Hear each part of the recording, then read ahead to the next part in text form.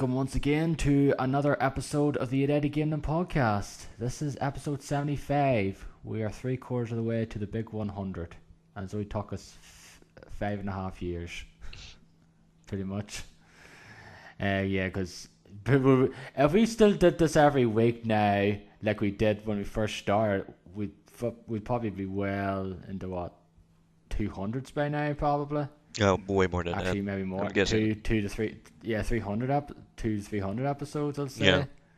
But since we go every several months now, that's pretty much, we slowed down a lot since we've kind of ended it the first time. But anyway, I'm of course one of your hosts, Darren, and with me is Mr. Canadian, Mr.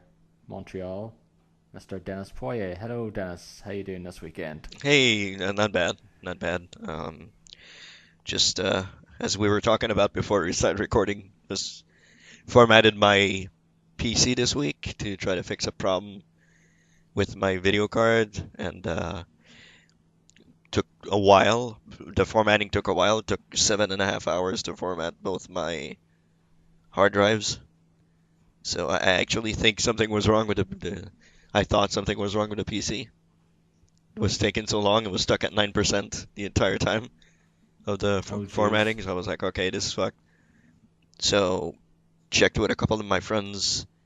They're a bit more like hardware geeks than I am, and they were like, "Oh, just let it go, let it run. It'll complete." I was like, okay. So as I was going to bed, it finally completed, and Windows started setting up and everything. So I reinstalled Windows, and my problem is still present. So gonna have to contact NVIDIA so they can send me a new video card. So probably check what the problem is. Yeah, like he was explaining before we record, the problem is that when he plays a game, it's kind of muddy. It's not fully HD now, and the colors are faded and something along those lines. That's pretty much the problem you have when you're playing games. Yep. So it's not Windows, it's not the cables, because I've changed from HDMI to DVI to DisplayPort and everything, and it's the same thing with all cables. So it's not the cables, it's not the Windows. I don't think it's the screen. I thought it was my monitor at first, but it's not the monitor, because I have some leftover monitors here, and I tried with them, and it's the same thing. So that can only be either the video card or something is busted on the motherboard or something. So, and that's more hardware. I'm more of a software type of guy. I have no problems with software, whatever, but hardware, I'm a little bit more, how can I say, inexperienced. Cautious. Yeah. Yeah, inexperienced. Yeah, that's definitely a better word. And me setting up a motherboard, building my own PC, I could probably get through it, but it would take me, instead of taking me a day, probably take me a week, because I would be too cautious, especially when it comes to the setting up the processor and everything. I definitely would be the same way now. As I say, if I could just never see myself building an old PC, and I don't, for people who do build their PCs, not their all for them, that's great stuff. Yeah, you guys are pretty good, because I'm just pretty cautious as well, because I'd rather have someone build a PC for me rather than somebody who has experience to do it for me. Yeah, I just don't want to build, okay, the thing goes here, not there, and then all of a sudden switch it over. Okay, what's the problem? You have to go through Yeah. I'm cautious as well. I have to double, triple, quadruple check things and see if everything's in place. I remember when I got my graphics card from my old PC a few years back, and it took forever. All I got was a graphics card and a new power supply unit. And it took several hours because the cables, cables part of You didn't connect it correctly to the motherboard, or?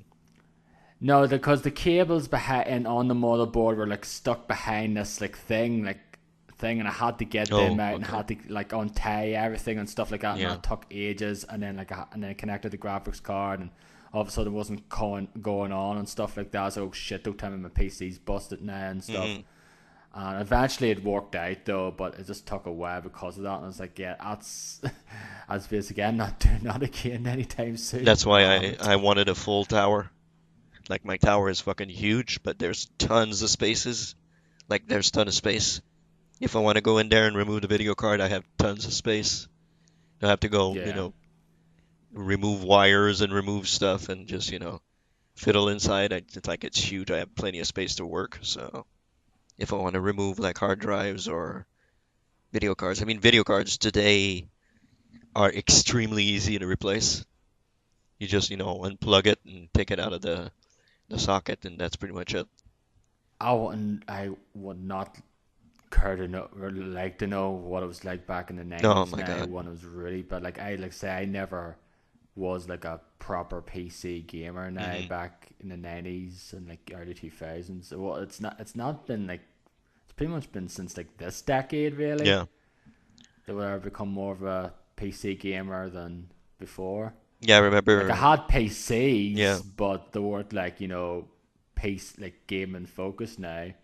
But this I was back then when I was a bit bit more say yeah like a bit Console. more on tech not tech savvy or something like yeah console focus, and also the fact is I didn't know about the different things like you had to have like when I look at a game in the bag it says oh it's like 32 megabytes. Okay, that my PC's got 30 megabytes. That should be all right. I didn't like look at all the different things like the processor speed's all right. So it should be. Yeah. I didn't know about like the graphics card has to be so and stuff like that. Like I was kind of ignorant in that space, Hmm.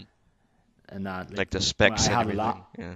Yeah, the specs. Like I got a laptop, um, like around my 18th birthday, Hmm.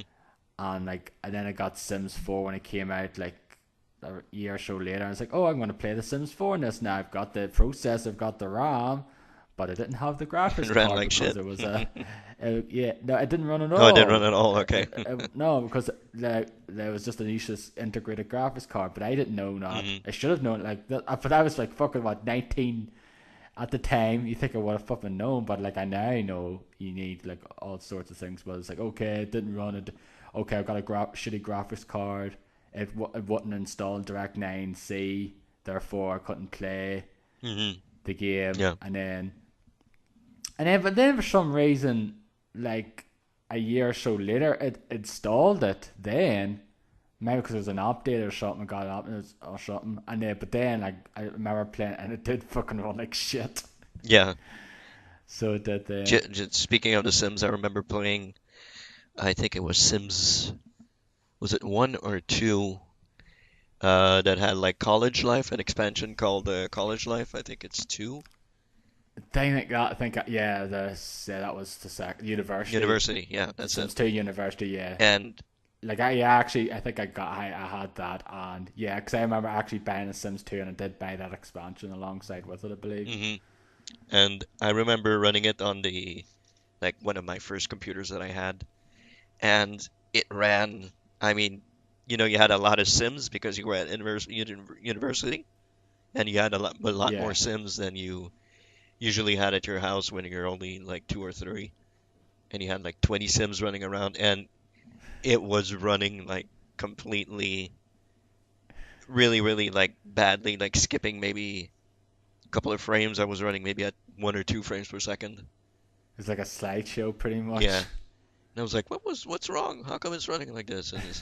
I couldn't understand why it was doing Yeah, that, and then I became, more tech savvy, and I said, okay, well, of course the video card can't support this, and I have to change this and that, and I've become more tech savvy. But back in the day, in the 90s, I remember when you installed new stuff, you had to move jumpers around on your motherboard. You had like pins everywhere on the motherboard, and let's say you were yeah. installing something, you had to move the jumper from here to here because it wasn't the same thing, and then you had to move other jumpers around, and oh my God, that was really, really hard. Today it's just like plug and play. You take it out, put something back in, gloop. That's it. Install the drivers and you're done. Pretty much. Yeah, people nowadays don't know how easy they have it in terms of that stuff Yep. now. Like I say, I never did that stuff when I was there, but I know like the whole, like I was like that's probably like a big reason why I never like really got into the PC gaming back then because of that whole, stuff you like flipping the graphics Hmm. cards and all the compatibility stuff as well. It's like a lot more like restrictive back Oh then yeah. as opposed to it is Yep. now. Today it's still restricted. I mean, you can't just put any video card on any Yeah, board, but it's more yeah, but you had open. to like yeah, it's more open now, but like it's back then. You had to have some like SLI certain and type of flipping yeah. motherboard and stuff like that, or else you couldn't get it working or something. Those I remember buying um, a motherboard back in the day and buying a processor, and the fucking thing wouldn't fit on the motherboard. So yeah, I like ended up like that's with that kind of two or three stuff. processors Yeah, that I just bought without looking to fit on the motherboard. And I had like two or three processors that I bought that I paid maybe what $150 each, and I never used them. And they were just sitting around until I decided to sell them for like $50 each instead of 150. Brand new, never used anything. So oh jeez. yeah, just today I would check. Okay, this fits on this board. This should go there. This should be okay. I can buy this and it should Yeah, work. because it's a lot easier as well to find that Yeah, information exactly. though. Because Yeah. back in the early days of the internet, like you didn't have that No. information. You basically had to basically look on check the maybe because usually sometimes in the graphics card look in the back and it says compatible with this sort of Hmm. motherboard and stuff like that, and you think okay I might have that motherboard there. I'm just going to check home and you don't. Like you couldn't like you say you couldn't find that information easily enough there. Only maybe in like certain sites probably existed though, but Yeah. not everyone had the internet back then, and probably the only other reason, the only way you can buy finance stuff is in like tech magazines and the Yeah, like. exactly. So it was way harder. So you had to bid.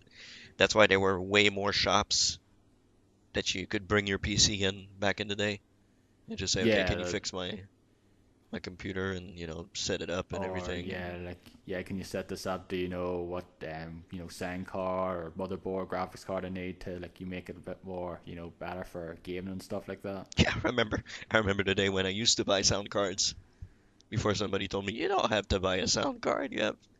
It's integrated to your motherboard. You just have to plug in the thing and you're done. And I'm like, okay.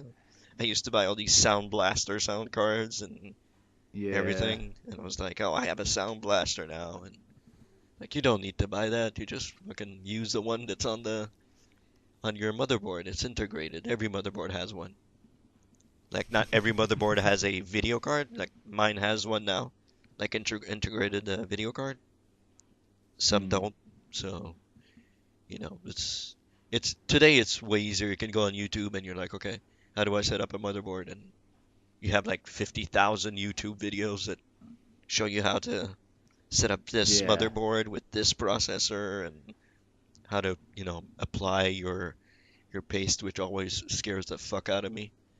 Like, do you put? I can never fucking do that now. Like I did it once on my old PC though, and I think I really should do it now because this my PC's like 2.5 years old. Coming, I open it up and do The the cleaning? air, Yeah. the air dust, the dusting that like thing with the spray. Hmm. I do that now every so often though. But like in terms of the you open up the graphics card or the processor, like the fan, like fucking replace the paste now. It's like No. I'm fucking cautious though I would on bring that it in stuff and because I say, don't can want. you replace the paste on my graphics card and my motherboard? And they do that like they're fucking used to doing that, so it takes them a day. Next day they call you back. Okay, it's ready. You can come pick it up. Okay.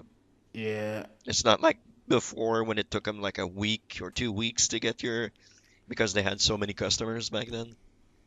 Like today, people are more tech savvy, so they can, install their own stuff, and you have all the tablets now and notebooks and all that stuff that people just fucking buy, and it's already done. You don't have to do anything on them. So, yeah. Like people don't even have like laptops though. They just probably just use like you said, phones or tablets. That's yeah, that's their computer pretty much nowadays. yep. I'm thinking about buying a tablet just to, when I'm playing on the console or something, just set up my tablet and watch wrestling or watch, other stuff while I'm playing on the consoles or something. It's more difficult on PC. I should set up a second screen for my PC, which I never did Mm, because I know it's very easy to do, but I'm kind of worrisome that I'll set it up and it'll fucking not work, and I'll have to go in and try to figure out what's going on. So, but I should do that. I have like yeah, a very like a small screen over here, like a very like not widescreen, like just square screen. The old screen that I have, I should set it up and put Twitter and put stuff on that while I game. I usually do Alt Tab and check out stuff and go back into the game, but some games don't allow you to do that. So some games you'll do Alt Tab and it doesn't do anything. You're like, fuck, okay, how do I get out of the yeah, game? You go check some stuff. But yeah, it's way more easy today to set up PCs and set up stuff than it was back in the day when I used to do it, and it'll be even easier as we progress through the next couple of years to set up stuff. So yep. Technology, 21st century technology, folks. yep, it'll be all implants and integrated in your head. Will end up be becoming will end up being Ready Player One Yeah, in the future. exactly. Just need to set up the whole well, don't they have like virtual reality? That's the whole thing of that book. Like it's virtual reality Yeah, stuff. yeah, it's like a virtual reality. Like you put on like a headset thing, and then you enter this like whole world, the Oasis. Hmm. Yeah, it's like virtual reality, like augmented reality and stuff like Yeah, I that. can't wait to see that movie. What they do with that compared. You read the book, Yeah, I right? read the book. Yeah, Yeah, I read it as well. I want to see what they do with certain spots in that book. I'm like, how are they gonna do that? There's so many like There's certain brands things they and can't. They're gonna have to admit and maybe replace it. yeah, I think it's Warner Brothers are doing it, isn't it? I think so. Yeah, Yeah, because the Iron Giant is in that yeah. is in the trailer now. So I think that was whatever. Yeah, I think The it's Iron Giant Warner is in there. The Brothers. DeLorean is in there. I saw in the trailer. Like I'm sure certain things will probably be omitted though, and other things it might be replaced, and or they end up getting like the permit license or permission to use certain things as well. Just have to wait and Yeah, see. Because as I say, if you do like read that book, there's just a flipping overload of 80s stuff, references, bunch of license, etc. music, etc. Yeah, ton of music, stuff. Yeah. programs, films, etc. Yep. Games. I can't wait to see how they do that. It should be very interesting to see how they That work it. is out next year, isn't it? Yeah, I think so. Yeah. Yeah, I'm looking forward to seeing that for sure. Mm-hmm. Steven Spielberg. So. Yeah, what was the last film he did? I think it was War Horse, wasn't it? Wasn't it BFG? Oh, he directed that, Yeah. did he? Okay, I did not know that now. Yep. I didn't see that film. Yeah, me I know. neither. I think it was War Horse before. I think it was War Horse before that. Now, so it Yeah, I was. think so. I know he did that now. So yeah. So anyway, I think we'll talk about games Yeah. now. We're talking games in a certain sort of way there with PC, gaming and stuff like that with PC hardware. Yep. But let's talk about proper video games now. It's been what 2.5 months pretty much since our last episode. It's been a while, Um, yeah. yeah, it's been a while since I actually did an episode. So there's a fair few games to talk about now. Yeah. We probably won't remember all of them now on the top of our heads. No. I know some. Um, Take it away, Dennis. What have you been playing over the last month or so Well, we should that you want probably to talk talk about? about games that we've both been playing either together or separately, I guess, but the same I games. guess so. So, Well, there's a certain game that came out this week that we can talk about. yeah, well, I guess most recent one, I guess we should start. Yeah, just cook it off at the most recent one Yeah, since it's more in our memories now than something I played like 2 months yeah, ago. exactly.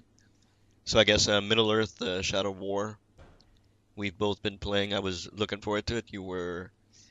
You weren't really going to buy it until you got into a Lord of the Rings thing, Lord Yeah, of the Rings trope. exactly. Like I said, I'm interested in playing this though, but I'm not like going to buy it day one. I can wait on a price drop, and Hmm. as I said, I was watching Lord of the Rings. I watched the Fellowship of the Ring on Amazon Prime, Hmm.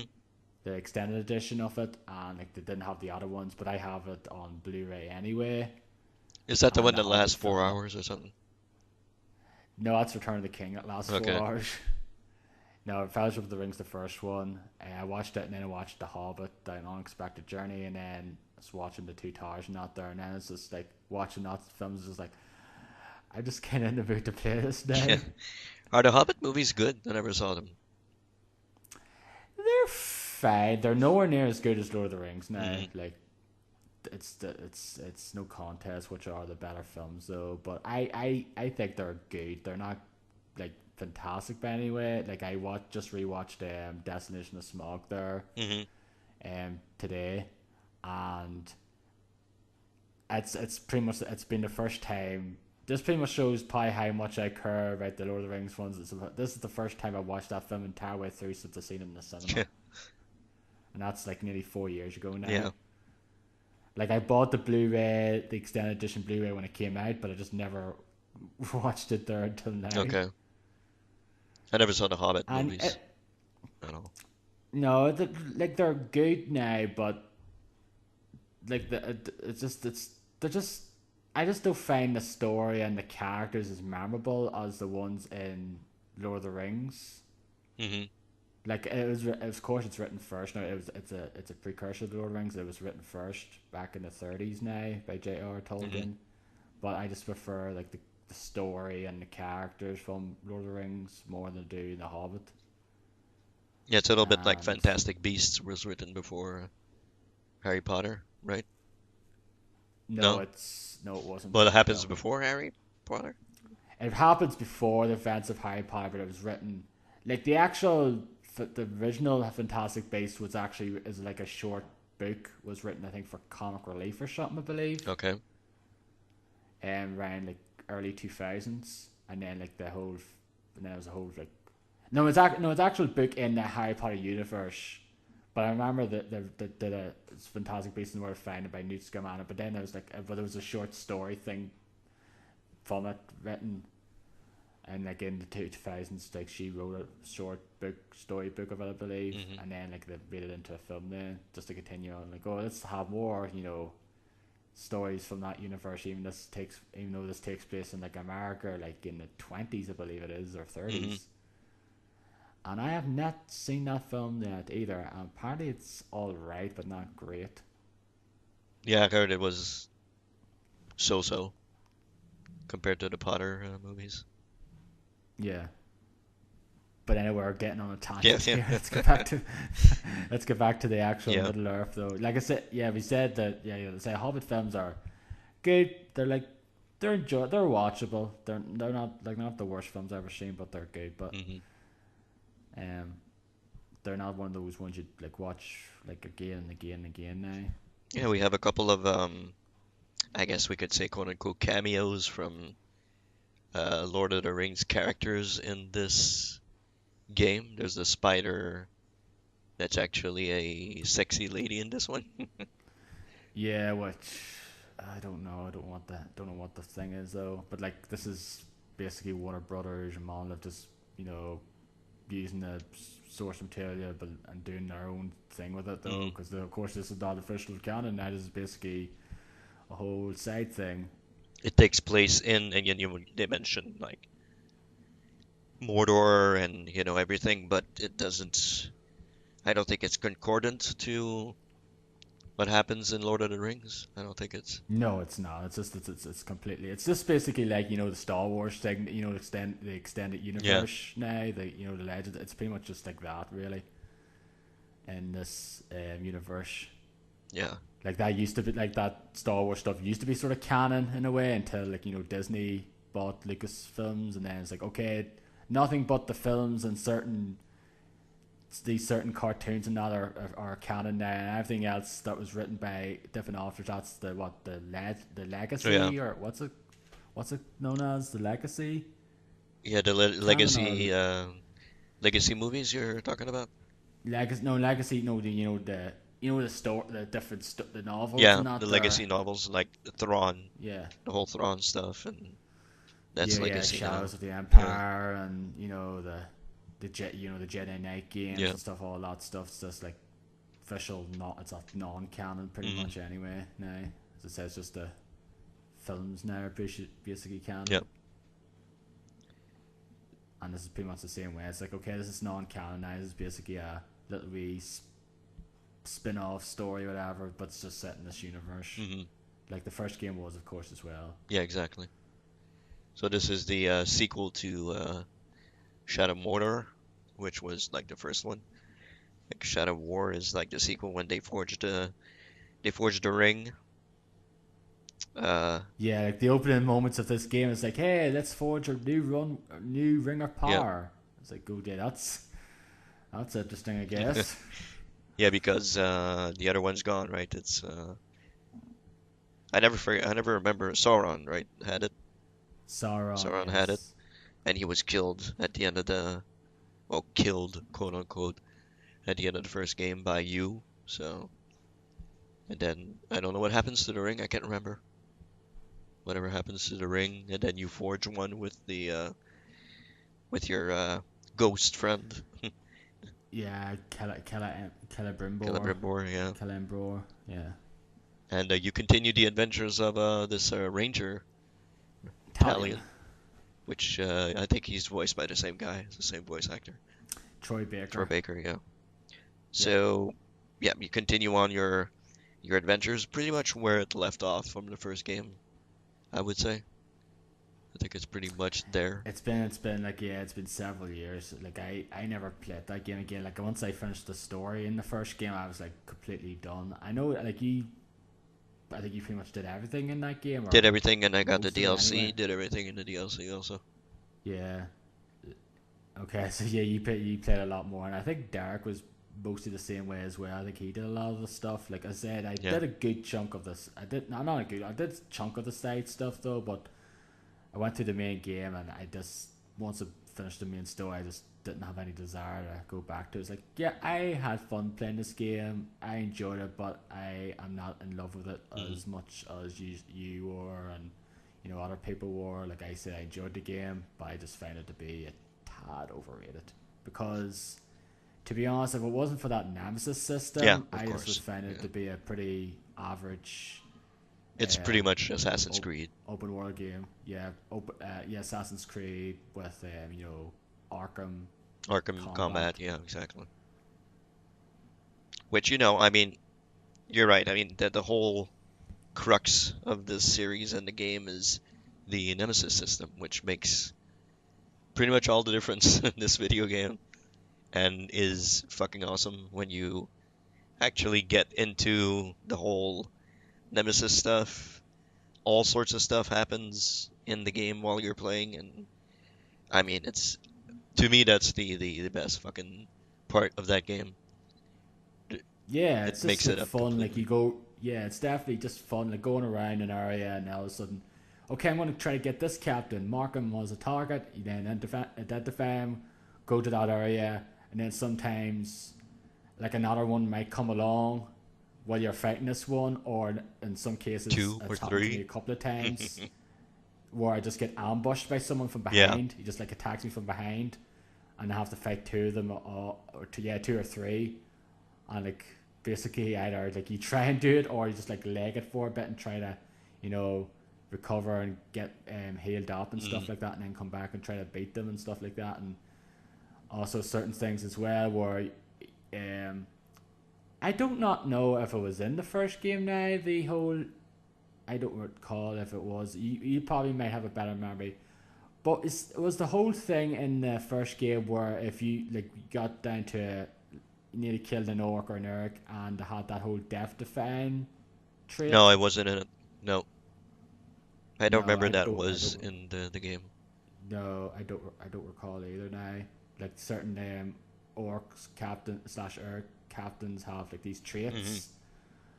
Some of them are, of course, like immune to attack, immune to like arrows, immune Fire, to stealth arrows, attacks, stealth. or like yeah, vulnerable to fire or stealth and stuff like that. And they have these other things as well, where you get them down to their knees, and all of a sudden you're about to kill them, and then they like recover a bit of health. It's pretty much like their version of your thing Yeah, as well, exactly. Yeah.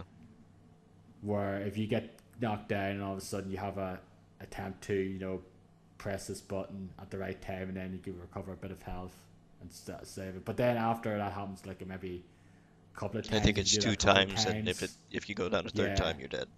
So, yeah, you just basically you're just dead immediately. You don't have a choice to try to revive yourself, or like heal yourself and attempt to not get killed. but actually, in this game, dying isn't as bad as it could sound. Like you can die, and then you'll have a what? Not a vengeance quest, but what is it called? A Vendetta vendetta missions, mission, yeah. and you get even better loot from the vendetta mission that you would have gotten if you would have killed the orc. Yeah, if you just killed it. Yeah, if you just killed it normally though. Yep. Which, I just like the fact is that they show up and they could be doing a certain thing as well. Like they might be having a feast, or like they just might mhm. be, train their soldiers or something. And as you go to the point, and like, and you might have to chase them down or something. Yeah.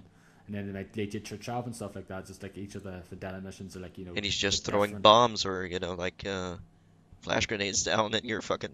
I hate those fucking jesters like clowns. Did you get the clown ones? Like they're like the Oh Joker. yeah, the ones like fucking pretty much like try to hit them and then just evade all the Yeah, they time. evade and then they throw bombs on the ground. Yeah, like the stun Yeah, bombs and pretty much like that. Yeah, they're annoying. those motherfuckers are really bad. I hate when they get enraged, Yeah. especially when they have a trait where if you get them down to a bit, yet their companions Hmm. start getting enraged as well, and it's basically okay. Everyone's enraged now. Now you have to fucking press A to save your Yep. life because they're just doing all the attacks you can't fucking. And that's like I've died maybe once or twice because of that there. Whereas like I had to fucking try to get away but couldn't Yeah.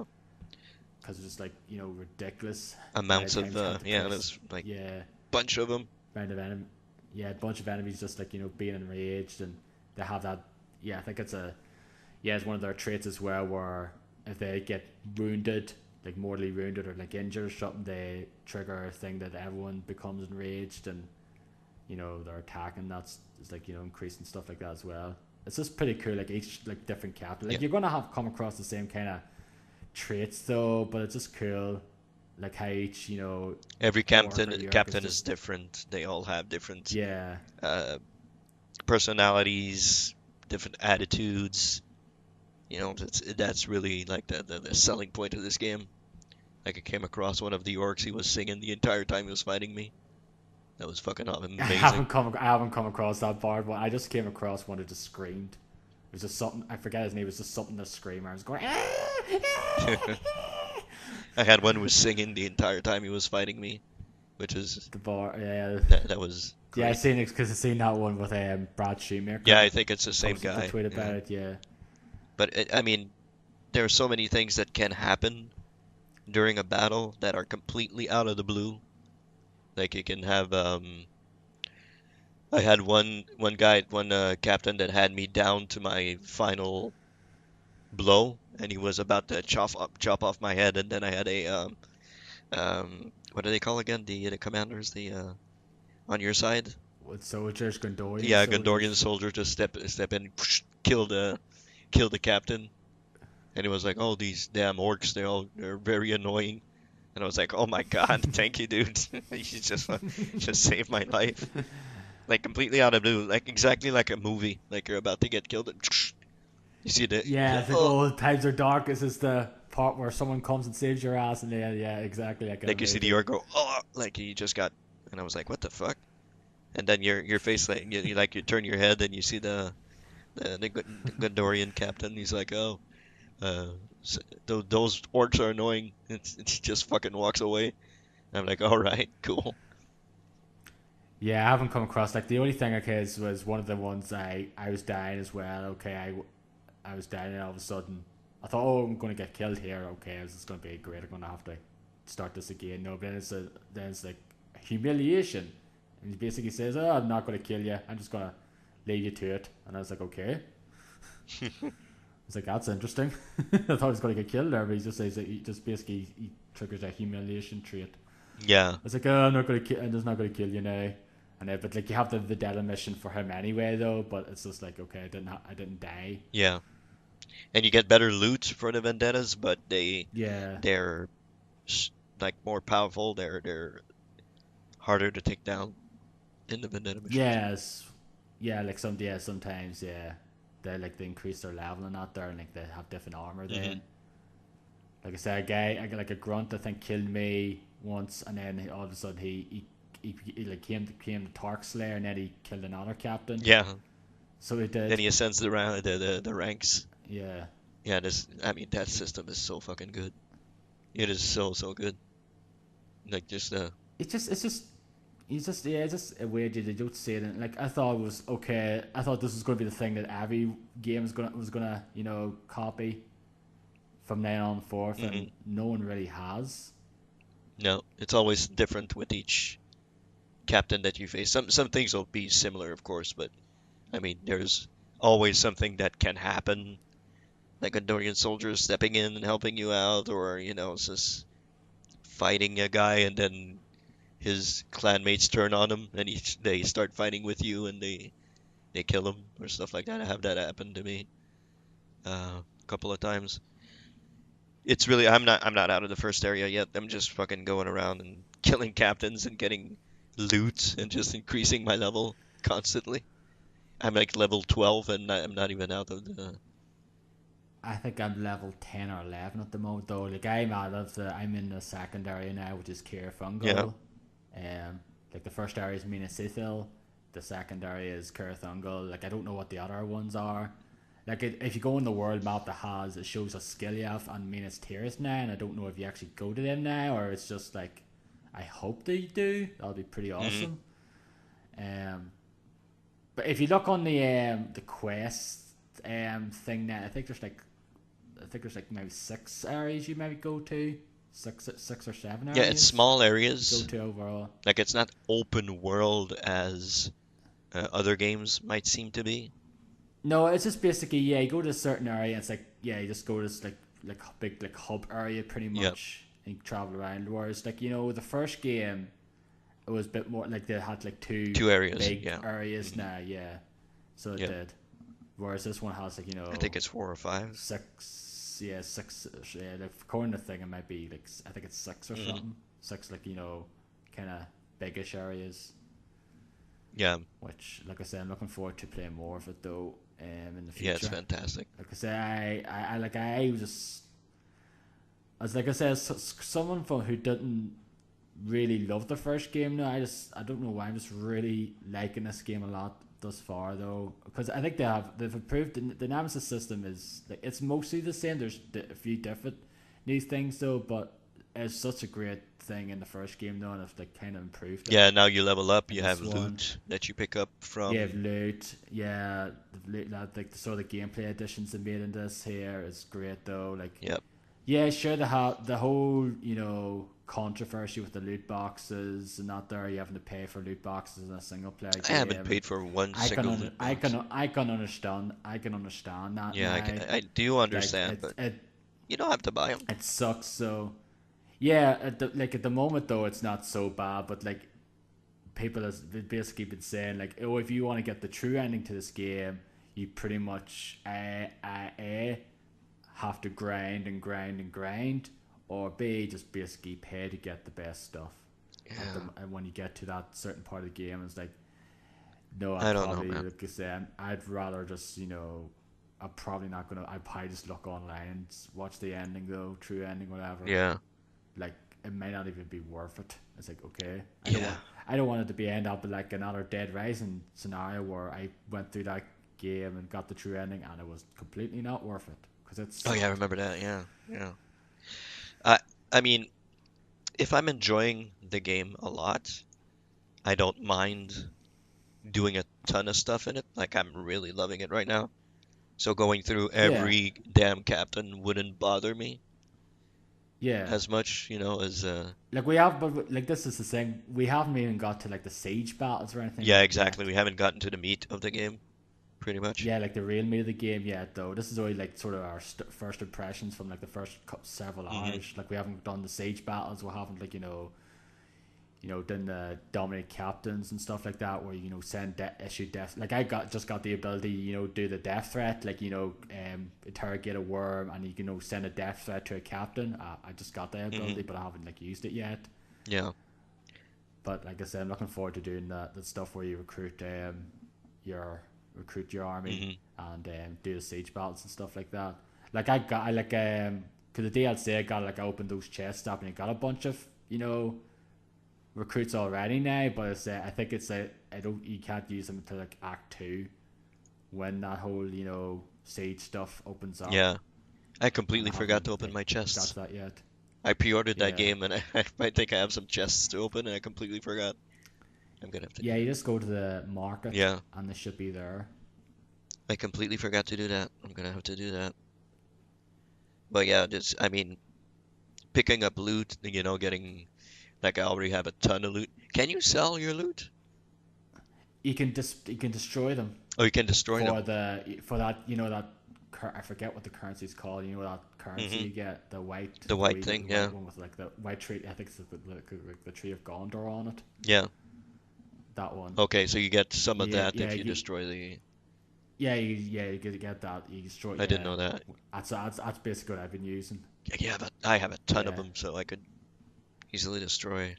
yeah, destroy them and get loads of it though. Like there's a few loot chests in the market now that you can use them for. There's only like two. There's one at 750 and there's one at 1500. Okay. The 750 is one is like you get two weapons, at least one of them might be rare or something, and the other one is like you get it, but it's like you can't. There's no point doing this now until Act 2 because you just Yeah. like getting recruits. That's pretty much what the other one is, and the rest is like if you want this, you have to pony up some cash, Hmm. I which won't I do. will not do. I won't do that. I don't do it. I never did it. The only time I've ever done it was with Mass Effect 3 multiplayer. Yeah. That's the only time I ever did that. Now I never did it with Overwatch, and I'm not doing it with this. I've done it I know for you do it Overwatch. with I did it Overwatch. for Yeah. Deus Ex. Uh, Oh yep. really? Oh, that's right. That had like loot boxes. The Mankind Divided, wasn't Yeah, it? Mankind Divided. Yeah, you had the Yeah. you could buy the not stems, but I can't remember what the name is to, upgrade your powers. And I had to get Okay. through. I wanted to get through a mission, and I was blocked by a certain power ability that I didn't have. I was like, fuck it, I'm gonna buy some of this and upgrade my guy. So I bought like 20 of them and upgraded them. And then I was way too overpowered for the fucking game. So I don't know. It's I paid to win, of course, but you know I never usually do that. Like Overwatch is not pay to win; it's only cosmetic. So It's just cosmetic stuff, but yeah, apparently the Star Wars Battlefront, though, judging from the beta, is some it's of pay that to stuff win. seems Yep, to it be is pay to win. kind of pay to Yep, win. From judging from what I played some of that certain beta. people Yeah. have, yeah, I didn't touch it though, but I guess seeing reports about it, it's like okay, buying certain things that will give you an advantage. That is pretty Hmm. much bogus in my opinion. I do not like that No. whatsoever. Like I don't mind cosmetic stuff like Overwatch and Dota, all that stuff like cosmetic. Hmm. That's fine, but when you pay to get ahead from someone who doesn't want to spend the money Especially and wants to online grind when for you it, play games online. yeah, especially online like that, that to me is just stinks. Offline, it's your own problem. If you want to do it, do it. Whatever. It's your money. Yeah, it's your money But exactly though. Like online, that's really yeah, bad. That's a bad thing. It's really bad. But what's not really bad is the game, Shadow War, which is absolutely amazing. I think it's probably gonna be, unless it really tanks, which I doubt it will, but um, it's gonna probably be in my top 5 for sure because it's really really good. mm, yeah. So, Yeah, I'm at the moment. I'm really enjoying it though. Like I said, it's probably going to be the main game I'm going to play over the next couple of weeks now hmm because I've got nothing really else. Like the only thing I want to try go back to now is Final Fantasy 14 Stormblood because the new content update came up this week. It has the first raid for from hmm Stormblood, the Return to Evilise, and it has the new main scenario quests and the new dungeon and stuff like that. So I'll jump back onto it though. yeah, I said I was going to do it this week. I'll probably just maybe wait till next week now because I might just want to spend the weekend playing Shadow of War since I'm done with like Hat and Time and other games I was playing over the last couple of hmm weeks. yeah. I'm gonna play most of most of my time is gonna be spent playing this game for sure. So yeah, it's really great, fantastic, fantastic game for sure. Other game we've been playing together actually is Destiny 2. Yeah, that big game that came out in September that a lot of people played and a lot of people love and a lot of people hate and a lot of people are different about. That game, yeah, Yep, that's a game, isn't yeah, it? that's a game that we played a bit of. We played something last night actually with Derek. Yes. I actually think it's probably the most you've played of this game as well, Yep. opposed compared to the first Yeah. one, because I think you pretty much dropped off, like at this point, definitely. Oh yeah, I dropped off. I mean, I'm not gonna go back and play Destiny 2 by myself. Like build No, another character. No, I don't want to I do know that. Derek likes to do that. I love Destiny. I love Destiny. But I'm not into it as much as he is, as Oh, Derek Derek is now. loves Destiny. Yeah. I only ever had the one character. Like I made another character, Warlock, and played it for a bit now.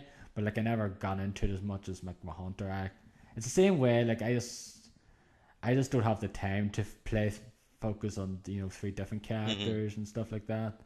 Yeah, I think Derek, is So pretty much playing that game only exclusively. So, I mean, good for him. If he loves it, that's perfect. No problem. yeah, But I'm not gonna spend my time. I'm gonna play if you guys say, okay, we're doing the Nightfall. Okay, I'll jump on and do it with you. If you say we're doing the raid, well, I'll jump on, do the raid with you guys. But I'm not gonna go grind every day and do all the fucking milestones and milestones stuff and like that. daily stuff. Yeah. And it's like, no, I don't want to do that. I'm not No, interested. like I did that for a bit, but it's like yeah, I've played enough of this game though to like I really like the game, but I'm not gonna like go out of my way and do it every single day now. Like I say, You get to a when certain you get to level and it's like grinding and grinding and grinding. yeah, it's to me it's just not really that fun No, then unless you're playing it with yep, people. exactly. Like unless playing with Derek and doing public events and stuff like that. It's just like okay, this is boring now to Yeah, me. it's more fun with people, but no, I'm not gonna go and play another character or jump on. I've already pre-ordered the PC edition of the game, but I'll probably just play that during the holidays. Like I'm not gonna jump on it as soon as it comes out on PC. I'm not gonna go, okay, I'm gonna play this right now. I'm gonna wait probably for the holidays and build a new character on PC and play it from there. So, Yeah, like I'm not gonna get the PC version anytime soon. To be hmm honest, it's like I've played enough of the game at the moment to sort of say, yeah, I've played enough. Like like you said, mentioned though, I've played one way if we want to do the Nightfall and if we get around to it, the hmm raid. Like a few weeks ago, I used the Destiny app, the companion app on my phone, and say, okay, let's see if there's anyone looking for do the raid, and it's okay, join this group or join this group, and pretty much all three times for a complete failure hmm because within like flipping 20 30 minutes, either like someone left or the second group I was in, pretty much the guy was just disconnected because he just was really bad hmm connection. He was warping all over the place. He was lagging very badly, and it's like okay, this is no good then. And then Yeah. other ones was just like okay, people just like not saying anything, just like quitting. It's like pretty much just saying fuck this, Yeah. I'm out of here. You can't do raids with randoms. I mean, you can, but good luck. Yeah, but I think. yeah, Yeah. like as I said, yeah, I just basically once the tried them 3 times, it's like I'm never gonna do this raid Mm. with random people. Like I just rather do it with at least a few people I know of now, like yourself and Hmm. Derek. Like so I know a few people though. Yeah. Like that's the thing as well. Like when I did the vaulted glass for the first time, like the attempt, the only other person really I knew in that group was Derek. I didn't know anyone Yeah. else. I think Derek knew a few of them now, but I didn't know anyone apart from Derek, and it was fine. But I enjoyed it. I fucking stayed till like after 5 in the morning to try and attempt, and it didn't get anywhere near the Hmm. end. We were stuck on that first proper boss, not the final boss, like the first one, Okay. and just give up. And then like we said, me and you and Derek and James and Mike and some other fella I forget did it though. Like a year later, when we were like over leveled as hell, and we did it like within 3 or 4 hours. Like we had like problems like at the end now and stuff like Hmm. that, but like we did that part where me and Derek were stuck forever on and never got past. We did that pretty much like in the first 1 or 2 Yeah. attempts, the first attempt or the second attempt, and like we went on the end. I was like, okay, that's good. And like we never got a chance to do the other ones again because like that's just the problem. We don't know. I don't know anyone besides you and Derek and like Mike to play Hmm. Destiny. I got some guys from So work that play Destiny. Like I could hook us up with them and we could do the raid, but I mean, you guys don't know each other, which is, kind of a thing.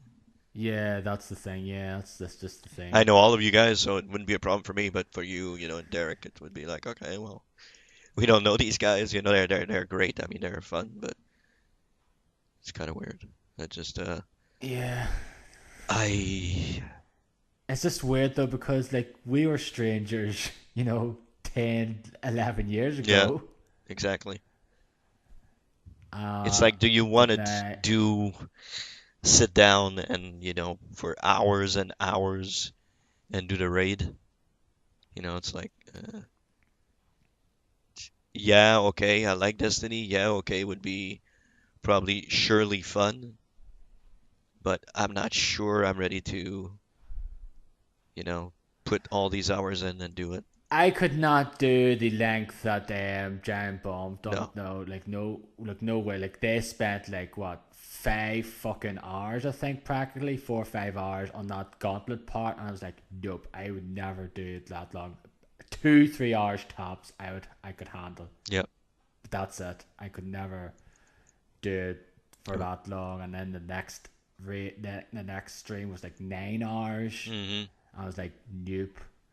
Like my days of playing games for 9 hours straight are long gone. I think probably the longest, like the highest I do now is probably maybe 4 or 5 hours. Maybe like that's the longest I probably play Yeah, I mean, in a single session now. I'm not at the age where I used to sit in front of, the TV and play video games forever and be like, okay, I'm not wasting my time at all doing this, but, today I'd feel like, yeah, I could be doing probably something else. I'm wasting my time now, you know. Hmm. So I don't know. It's not wasting my time really, but it's like I could be doing other stuff than playing, Destiny for 7 or 8 hours. I mean, Giant Bomb is their job. They get paid to play Destiny for that amount of Yeah, hours. they get paid. They get paid to cover Yeah, games. exactly. Pretty much, yeah. That's their job. Heck, I wouldn't mind Yeah, that. exactly. I know it's like probably not a. I think in some cases I heard it's like not a great paying job. Hmm. Like the money's not that great overall though. But heck, like if I wouldn't really care though if it was something I love doing. Like I love playing video And most of games, them, and if weren't I they was all sitting at home playing Destiny while they do? They did the raid. yeah, they were playing at home. So, Yeah, some of them were at home playing Destiny. It's like heck, fuck if I was being paid to sit at home and play yeah, Destiny for 9 hours straight, I would do it, exactly. no No problem. problem. If I'm paid to play Destiny, hey, at home, I can get up and go get stuff if I want to, or, whatever, I'll do it. But I'm not getting paid. Yeah, if I was paid to play Final Fantasy 14, sure, that'd be Yeah. great. Any game, I think pretty much Like, any game they would pay me to play. I would okay. oh no, no, no, no. I think I'd probably draw the line if I had to play a really shitty game now. Even if I was getting paid to play it, I'd draw the line in that Yeah, now. you wouldn't play. I wouldn't play something really shit now. I would just say fuck. I'd rather not play it. Okay. But that's the thing with me though. Like, but like because I choose the games to play though. Hmm. Like for the most part, I don't tend to play anything that's really shit because I avoid them. Like I said, I'd look Yeah. online and say, okay, what's the games are really bad anyway? Okay, and avoid like the plague. I only like you say, of course, like everyone has our own favorite genres of games, and we tend to lean towards Hmm. them. And like I say, I love action adventure Yeah. games, like or hack and slash action games, like games like Bayonetta, God of War, Legend of Zelda, and games like that, and platformers. They're pretty much like my two favorite Hmm. genres. But also like first person shooters. I like Yeah. RPGs. I like a lot of genres. I don't like MOBAs. I don't like RTS games, or pretty much I don't like those kind of Hmm. games. They're the genres I pretty much like. I'm not gonna touch anything like that Hmm. now. Or like those complex, those complex strategy games like Crusader Kings and stuff like that. But I mean, yeah, you Or play games that you want to. I mean, it's your money and it's your time, so you play games that you want to play and everything. But if you yeah, were working for a company like that and they said, okay, you're playing this game and you're gonna play through it and you're gonna stream it and you're gonna play it and we're paying you to play it from your house and stream it and I mean whatever the game would be, I would say, okay, sure, bring it on. You're paying me to play it. I'll play it. I'll stream it. I don't mind. You know. yeah, but like this, like if they were to give you like Crusader Kings 2 or something very complex now, like you'd have to learn how to play Yeah, it of course you first. have to learn how to play. Like they give you Divinity 2, it's like, okay, play it. No, well, have to learn how it Yeah, works. like exactly, like that. Yeah, like the original Sin 2 is like okay, That looks complicated like as hell, so I that's would like to. yeah, like we played the first one, a bit of it in co-op, and it's like this is fine, but then we got to a point it's like okay, we're because we're just so used to like the handholdy kind Yep. of RPGs where okay, we have to go here now for our next objective, whereas this one is like okay, you have to pretty much read what it says and figure out stuff on your Yep. own, like a proper classic RPG for Yeah, the that's very PC. classic But like I say, stuff. yeah, I didn't grow up in that there, Yeah. so I grew up therefore on that, but I never I'm not. loved it. I never liked it. So, Yeah, I never. I'm more akin to games like Final Fantasy 7 and Oblivion and well, it's like yes, and games like that are a bit more hand holy or like you have it. Okay, I know where to go next, pretty much. Whereas this is like okay, I have to like figure out on my own where to go next. hmm. Yep. But, you know, I mean, they got paid to do it, so good for them. Yeah, We don't get paid to do it, so I'm not that's ready to spend yeah. 8 hours. That's a like yeah, that's what they do anyway. They do like a lot of live streams now Yeah. anyway. I just tend to focus mainly on the GB East one because I find the West ones very fucking boring. Yeah, I agree. Yeah, the West is becoming like really like boring people there now. Yeah, notice most of the best of jam bombs tend to have the East stuff Yeah, on them. because they have the most interesting people Yeah, in, they're more you know. enjoyable that way, so they are rather than you know Brad and Jeff and stuff like that now. Yeah, yeah, I don't know. It's I don't really like Ben. I think he's a little annoying, in my opinion. Brad is Brad. Brad will always be Brad. I'm indifferent to Ben. I don't like. It's not. I don't either hate him or love him. At Whatever the moment, happened to just indifferent to him. a Kingdom Heartache? Did that just fucking disappear? I think it's been like three Yeah, weeks. just seem. Hasn't been one. Yeah, just seem to stop it. So they have, and okay, I don't know. Probably got shit on it, and they said, "Well, fuck this, we're done." Not coming back to this. No, I think they were saying. Well, I think I was watching a bit of that GB West play date they did this for the SNES Mini, and I think someone asked about it though, but I didn't really hear. I wasn't really paying attention fully though, so I don't know what they were actually saying about it. But someone said about it, like someone from the chat mentioned about it, but I don't know. Like I don't even watch it anyway though. It's like okay. Yeah. I love Kingdom Hearts though, like the first and second game, but I'm not gonna watch them play. Yeah, no. If it was Vinny and Co, if it was Vinny and Alex and Dan and Abby, if they were playing, it's like I'd be all in for it, but Yeah. not. Like the Exquisite Not- Core is pretty great. It's a But the thing is, I'm so behind in that now. I still have to watch loads really of it. okay. Yeah, but I should watch more of it though, because I did enjoy that series. That made me want to go back and play XCOM. Watching them play it. Yeah, but I want to get like the expansion for it though, because it's like they're playing like the version with the expansion Yeah. installed on it, and it's not cheap at the moment.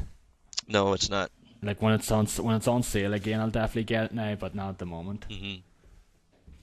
We'll just have to wait and see what happens with that. But yeah, Destiny 2, we've been mucking around with that, playing We've barely talked about Destiny, really. playing here and Yeah, there. It's like- Destiny. I mean, there's not a whole lot to say about it. It's like it's like we said, it's definitely an improvement over the first Yeah. one now. Like when the first one came out, it was like, this is a great playing game. I just wish there was more to Yeah. play. Because you got to a point like at the end game in that game, like I played a lot of it though, and like I never, but I say I can understand the people's real problems with it though, and I can understand as well, because it was basically a real grind fest. It was just like, okay, getting shit loot, getting nothing to increase your light level.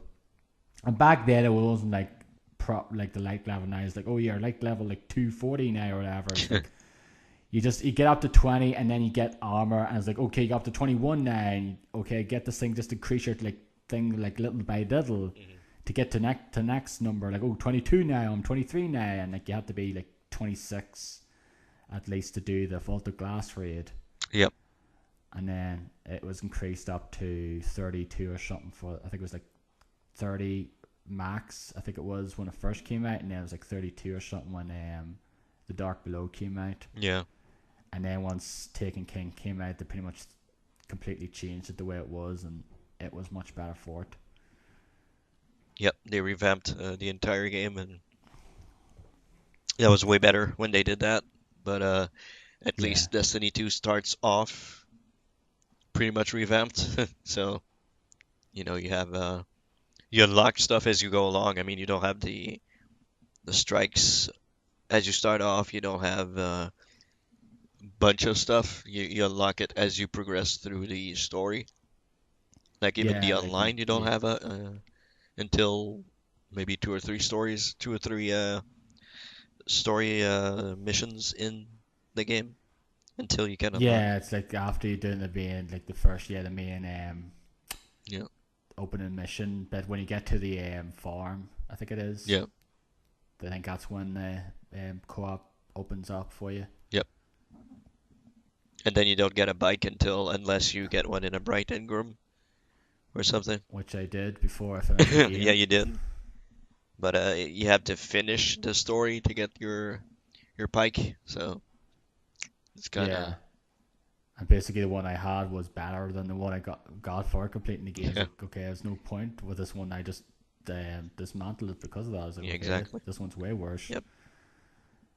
And I like the one I have at the moment. I forget what it's called. It's basically one just instantly summons it rather than having the little wee bar, like circle bar. Yeah, I have one like that Basically, also. you just basically press the circle button or square button. And it's like, okay, instantly summons. Great, that's Yep. great.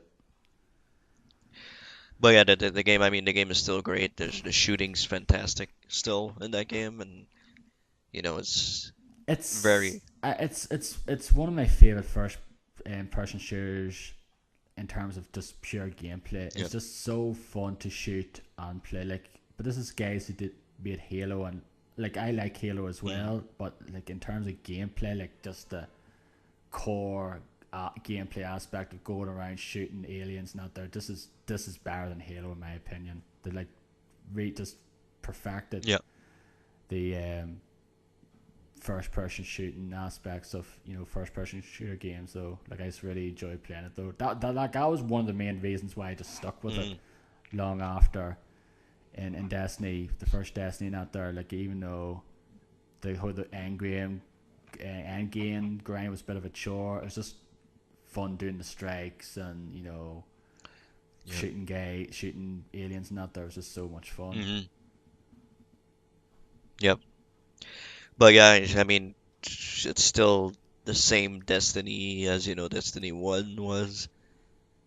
So Yeah, it's like a lot of stuff, but there's new additions like the adventures, which I did like 2 of them, and that was it. I've never done any of the adventures. They have the lost sector stuff, which is like these kind of things that are hidden away in each of the 4 big areas. mm-hmm. And they have the public events show up on your map now, which is a lot better. And just like other little additions though, which are great additions. They should have been there pretty much sooner, but they're great additions nonetheless. And yeah, it's just a great game overall though. Like I say, I'm only really playing it now if I want to do the Nightfall and stuff like that, and when we get around to doing the raid perhaps sometime in the future, when all our times match up perfectly with one another. Yeah, exactly. So yeah, so that's pretty much Destiny, I guess. That's what. Yeah, it's a great game. There's just nothing more to say about it. It's just a lot. It's like Destiny 1. It has a story this time around. It's not a fantastic story by any means, but it's a decent enough story. But at least it has a fucking story, unlike Destiny did. It's not a great story by any means, but yeah, it's there. But it's functional. It's adequate. It's adequate. Yeah, exactly. It kind of loses its spark a little bit towards the end. Like it gets worse as it goes along, but it's still all right. It's still okay. And DLC is gonna come out, and we're probably gonna play that when it does. Mm-hmm. So yeah, there's still plenty of that game coming out, so we're gonna be playing a lot of it for the upcoming months. So should be fun playing with you guys, hanging out with and playing the rest of the DLC and everything. So yeah, it'll be in the top 10 probably at the end of the yeah, month, though, it's probably my top 5 for now. Because I mean, I played a lot of games this year, but I didn't really enjoy a lot of them. So I mean, it's gonna be in my top 5 for sure. Top 5, no. Top 10, yes. No, okay. Yeah, I don't know. Maybe there's still games coming, so who knows where it's gonna land. So other stuff I've been playing that you played and you finished, and that I cannot for the life of me get into is Yakuza Kiwami, which Yes, that came out in the end of August, so it Yep. did. It's a remake of the first Yakuza that came out on the PlayStation 2, back in 2006, I think it was here, 2005, 2006. And it said it's the remake of the first game. It came out in the PS4. And yeah, it's like after playing through Zero earlier this year, I was just okay. I'm all in now of the Yakuza series. Like I have the other games. Like I have all the ones that came out here, apart from like Dead Souls, which is the spin off. But in terms of like the actual numerical entries in the series, I got them all on their at their original consoles. I played some of the first one when I got it. Never progressed. I got to like chapter 4 or 5 originally, and then but then I only played a bit of the third one, I think, and then like I said, I got Zero, loved it, and I was like all in though. But yeah, like you did, like you got it as well. You myself like loved Zero as well, and we're all in for Kiwami and enjoying it. But you pretty much played some of it, but you kind of dropped out of it. And it's like I have no desire to play it anymore. Pretty much, that's the case, isn't it? Yeah, yeah, exactly. Uh, I don't know what it is about this game. I just can't. I just cannot get into it. Like I play some, I get to chapter. What am I on? Chapter 9, I think, and I just cannot. There's something about the story that doesn't click for me. The story's not as good as the first. It's like because it is a remake of the first game. This is like the first game in the Yeah, series, though, and therefore the story, like, it's not gonna be. The story's just not as good though, and that's kind of like why it's probably a bit of a thing. Like I don't know what I'd feel if I played this first, like back then, as opposed to now. Because like after playing Zero and like how great a story that was and how great a cast of characters was in it now was great. That this here is just like it's a remake, of course. Yes, it's going to be a bit more restrictive as opposed to Zero, which was like a new game made. Therefore, like it's not going to be as memorable. But yeah, also the fact is you don't play as Maja, which kind of sucks. yeah, exactly. So, yeah. So I mean, there's so many like Yakuza Zero. You had so much stuff to do. You had the cabaret clubs. You had the businesses. You had, all sorts of other stuff going around that you could do in the game. And Yeah, this has nothing of that. I mean, I know it's a, 10-year-old game. I know that, you know, 10 plus year old game. Uh, I know limitations back then and all that stuff. And, I can understand that, but I just cannot, the, for the life of me, I probably shouldn't have played Zero before I played Kiwami because that kind of reduces my love of the game. To be honest, I'm kind of like, okay, wow. And the whole Majima everywhere thing is really fucking annoying at one point. It's like, okay, can you stop popping up everywhere now? It's yeah, like really that annoying. to me got really annoying. It's okay, I beat you, and then within 5 minutes, I fucking come across you again. Like, jeez, and like there was one time when I was playing a session where it was like one time I was intentionally like looking for him, like one time intentionally, trying to do a thing to progress. And it's like, okay, I did that one, and then I think fucking within the next maybe 30 minutes or so, I fucking came across him like now 3 or 4 times. I was like, jeez Louise, this is overkill. Yeah, exactly. It's like sometimes you see him on. It's like, okay, it's the ones when he pops up. It's like, okay, that's good. I can see him. But it's like when the ones when you're just running around, and all of a sudden the ones where like another guy comes and attacks you, and then he comes in and joins the fray. Like that, they're the ones that kind of suck. Yeah, Where you get, and stuff like that as well, and ones where you're just running across, and all of a sudden he comes behind you as well.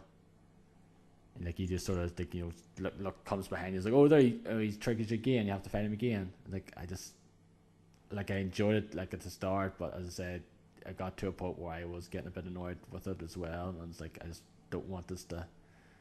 I wish I could just turn this. I don't know. I wish you could just turn this off. yeah. I wish there was a setting that you could say, okay, well, not turn it off, but maybe have it, you know, happen less often. Like you can do in Final Fantasy, a couple of Final Fantasies, like have is it in Final Fantasy you can do that? And the more recent games, you can have less random encounters. They can turn down a slider so you can have less random encounters. I I think it was Bravely Bravely Default. Default, okay. I think it was that there now. Like if there was a slider that I know it's all tied into in you getting your, like abilities back, getting your Yeah, the Dojima style. Dojima style dragon thing. Yeah, I know yeah. it's tied into that, I know it's all for that, but it's really fucking annoying. It is annoying as hell. Plus, it just sort of makes the actual fights seem just less important, though. Exactly. Yeah. the ones in the ones you actually fight him in. Like you've already fought I him fought him, once. You fight yeah. him Hmm. again, and like it just makes those fights less impactful then Exactly. because I already fought you like 50 fucking times already. This doesn't seem really that much Yeah. important anymore. Yeah, I know this was added on to this version of the game, Yeah, and that the that's original yeah, game had the two encounters in them, so I yeah. know that. But I mean, it's yeah, as you say, it makes them less important when you fought them like 75 times before. It's like, okay, well, hey, Yeah. it's just another fight, I guess, but there's the little story thing behind it, and whatever. But yeah, I just cannot get into that game. I'm not even sure if I'm gonna finish it before the end of the year. So I adore Yakuza Zero. It's incredible. It's my second favorite game of the year so far. It is amazing. It's an amazing game. But this one is just like really a step way down from Zero, to be honest. So I don't know. Yeah, but like I said, it's certain you just okay. Like you can't really put too much against it because it is a Yeah, I remake. know. But Yeah, the additions they made to it though haven't been great. yeah, Like that Majima Everywhere thing, I think is more of a hindrance than yep. anything. To the point, they've added new sub Hmm. stories, and but the thing is, most of the sub stories, Or like I like two did most of the minutes. sub Yeah. stories in this game, and they're most of them are pretty Hmm. forgettable as opposed to the ones you came across in Yeah. Zero. And also, like you said, there's not that much to do. You don't have the whole, real estate thing or like the cabaret club, the best part of Oh Yakuza yeah, Zero, in by my far. honest Yep, opinion. by far. The only regret I never completely did that Oh, though. it's so I good. regret I might go back to it sometime and Oh, it's try, so great. but like I did the first two clubs, but I remember. But the thing is I remember when you're doing the like tutorial part, I was like looking at, it, I was like, oh, this is gonna be Yeah, fucking so yeah, complicated. I'm exactly. never gonna get this. I was like, what the Oh, you have fuck to do I like have do to this do? all Oh stuff. my God, this is hard. Yeah, and then like once I figured, out, I was like, this is fucking Yep, great. This is the best part of the game. yep. And which, And Vinny and like remember when they were doing the Beast Nice stuff as well, they were saying about how it's great and like how it'd be great as its own game yep. if they did like add different things about it. Like it's such a great thing in that game, and there's nothing like that in this. There's the whole like that pocket racing because Yeah, that that pocket pocket racing in racing this thing as is in well. here, but yeah. That wasn't in the original either, I believe. I don't think so. They have this new was it Messi King Beetle thing Yeah. where they have the cart thing as Hmm. well, which is basically added in this one as well, which is fine, but it's just not as memorable. Like I finished it. I finished like it. I got like what 30 odd hours. I did practically most. I did like I think 66 out of the 78 sub Hmm. stories. Um, Most of the other ones were, you have or the basically had to do the grinding stuff in the Coliseum to get Yeah. Yeah. the these certain items to talk to Kameki in the park and to do the next sub story and get like a new attack or something for the dragon of Dojo instead. That's Yeah, pretty he much asked for a certain picture, right? At one point.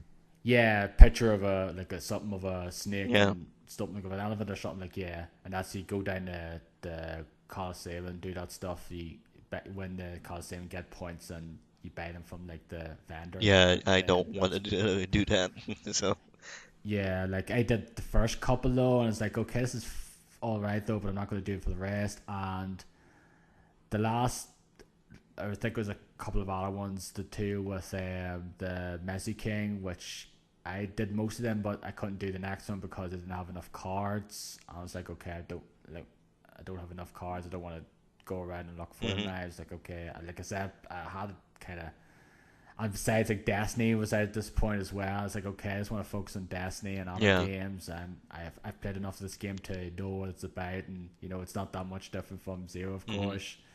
Um, and like I enjoyed it for to an extent though, but it's just nowhere near as Hmm. memorable.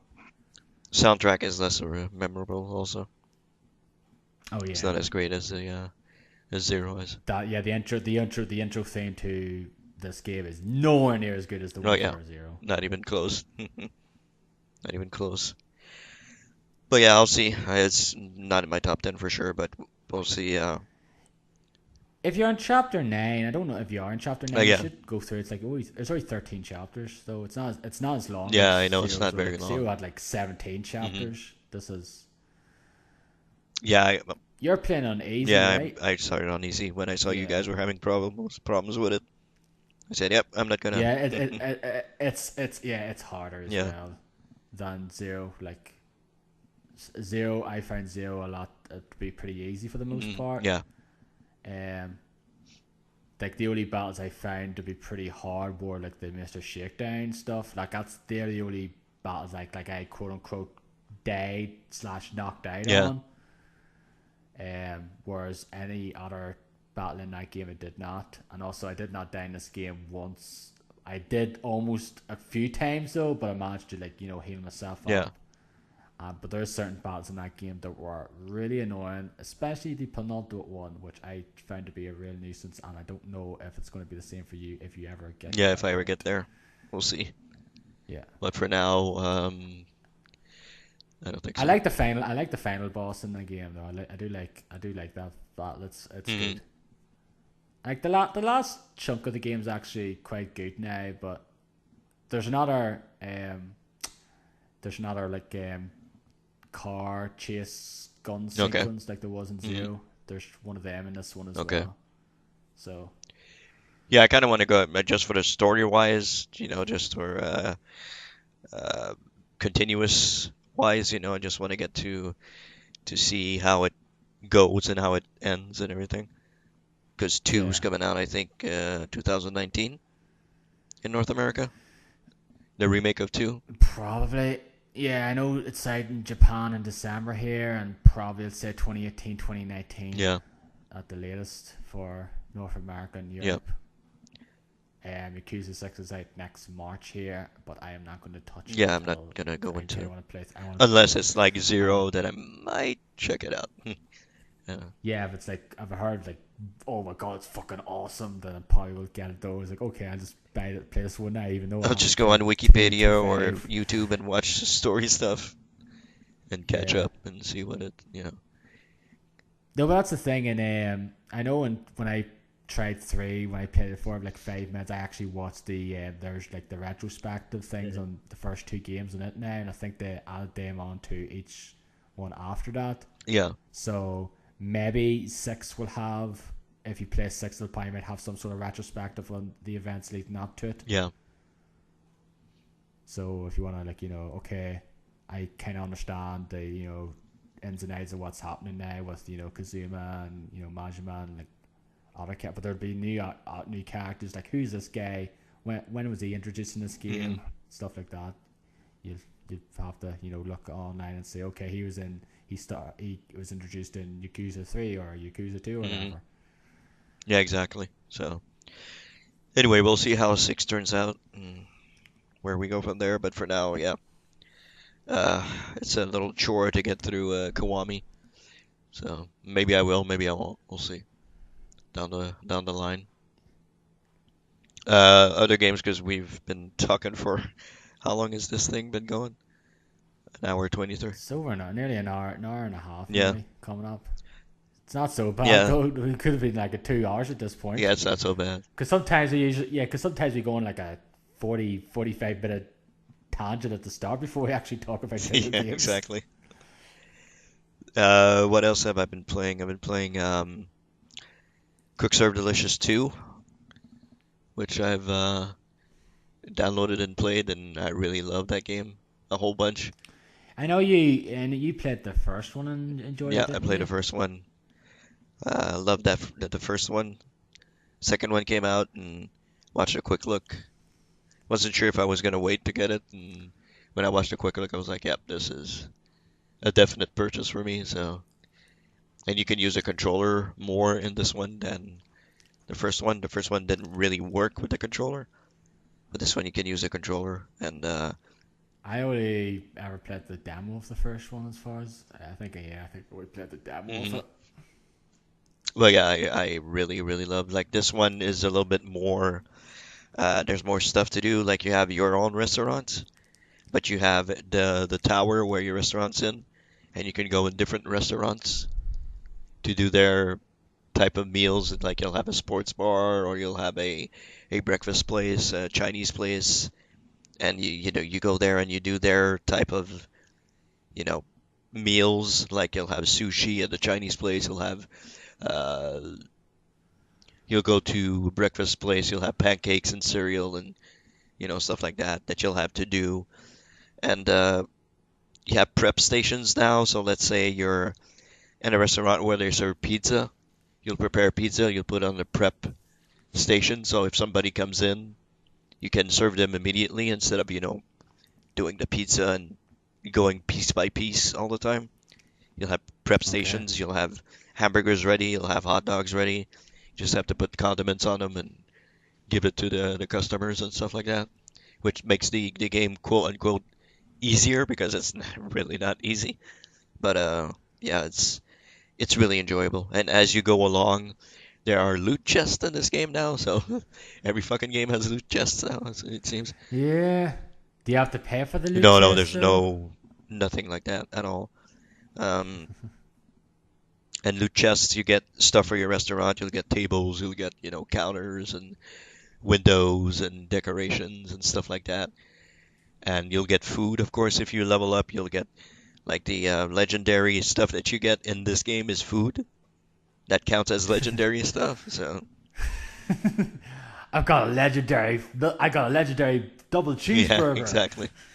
So you can get like you'll hear like a whoa, like a choir go up when you get the food. It's really it's really quirky. And it's great. Really really enjoyable. Like it's way more complicated than the first games were. Like there's way more stuff to do, and the meals are more elaborate to do. Like people will come in and ask you for a double-decker hamburger, and you'll two slices of cheese, one slice of tomato, some lettuce, and you have to go down all the condiments. Okay, you want this. Like the first game, I could play with the keyboard easily, like to press everything that I need to press, but this one is way harder. Like there's bunches of stuff that you can put on different types of meals and stuff like that. So I play either with the mouse and the keyboard or with the controller. So, but yeah, the game is marvelous. It's really good. I highly recommend it. It's tough. Like it's really way tougher than the first one, but it's a fun type of tough. It's not you're not gonna be like, oh man, this sucks. I have to restart or I have to do it again or it doesn't. You don't get discouraged if you have a bad day or whatever and stuff like that. So I think it's really fun. It's a fun little independent game. It's really cool. So and there's a shout That out to first Ryan one, Davis in the credits, so that's cool. yeah, because I know he loved the first game a lot, Well, it's because and of him that they got so popular. yeah, because I think that was probably the first I seen of it though was the quick look Yeah, of it, and then when he died, they added in like a Ryan version or the something Ryan of it, Davis wasn't it? special. Yeah, that's it. Yeah. So the hamburger that you could people would come in and order the Ryan Davis special, and that was his hamburger that he loved. So Yeah, it's yeah, nice. Yeah. and in this one he doesn't have a hamburger or anything, but there's a in the credits special thanks to Ryan Davis. So Yeah. that's really nice of them to recognize that. So yeah, I recommend. It's not very expensive right now. I think it's $12 or $13. But yeah, I recommend people check it out. It's really good. It's a good little game. Yeah. Speaking of fun but tough, Yeah, Cuphead. yeah. You've been playing that. That game looks really good though. Yeah, that game is pretty Yeah, awesome.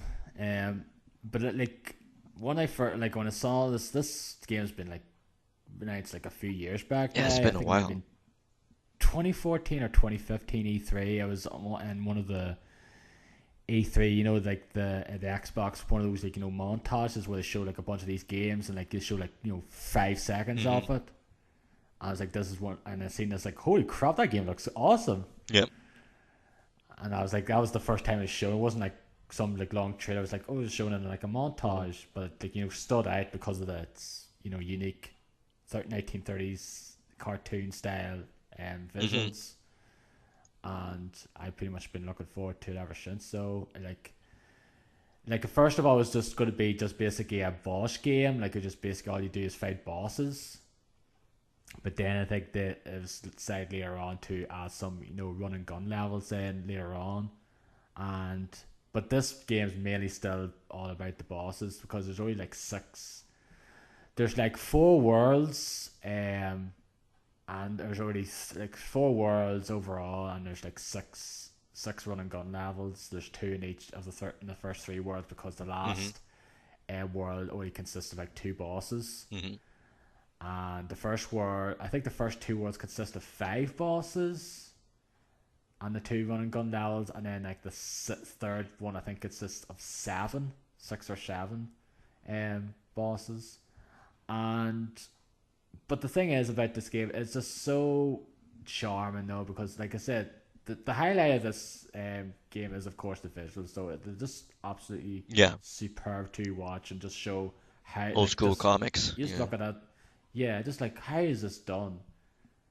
Like, how is this done in this day? And like, you don't see this in games. Like, mostly see like cell shading and stuff like that, but you never see in a game that takes a thing that was done in the past, like an old school 1930s cartoon, and make it into this, you know, charming game that has these just so charming boss battles. And like, the fact there's no boss battles in this game are like pretty much they're not the same.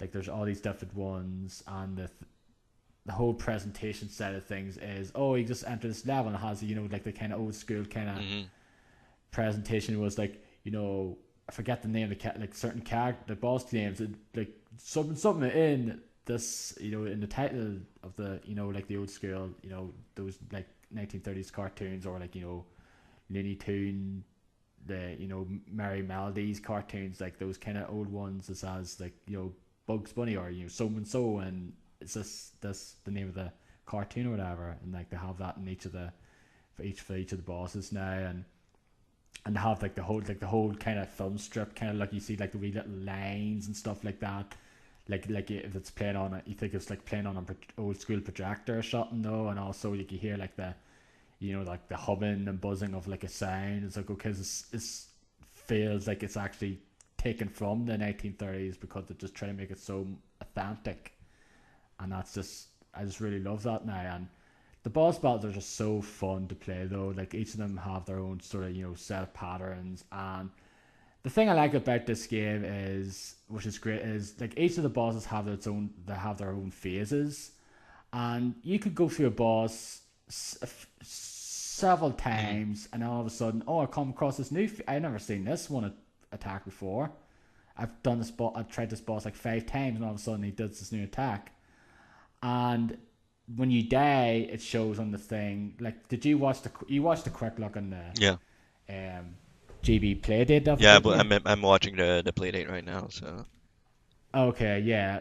Like, when you die, it shows, okay, like it's certain they have these like flag posts, and then have like the end thing. It's like each of the flag posts represent like a new sort of phase of a boss. Like, once you get to a certain attack the boss enough, it starts a new phase, and it shows, okay, I've got to the middle of this phase though, so I know where I'm at though, and I like that though. It shows you how far you've made into the boss now, and it's the same way with like the normal levels, where, okay, I've died at the like midway point of this level. I really like that, and I think they've were saying as well, and a few people have been saying, like, it'd be cool if more games did something like this now, where it shows you your progress and how far you've made it to a boss or like a level now, which is just it's a nice little simple addition to a game like this anyway. Just shows like because I say the game's hard, like it's no walk in the park now, but yeah, just a nice little addition to the thing, the whole level out, just to show, okay, they just show how far you're going. Okay, I'm making progress now. I've got to the second phase. I got to the third Mhm. phase. And like I said, that the game's it's not easy game. It's not a walk in the park. There is certain bosses are much more difficult than others, and I just really love each. Like most of the bosses are very memorable. There's maybe a couple though. They're a bit of a boss like.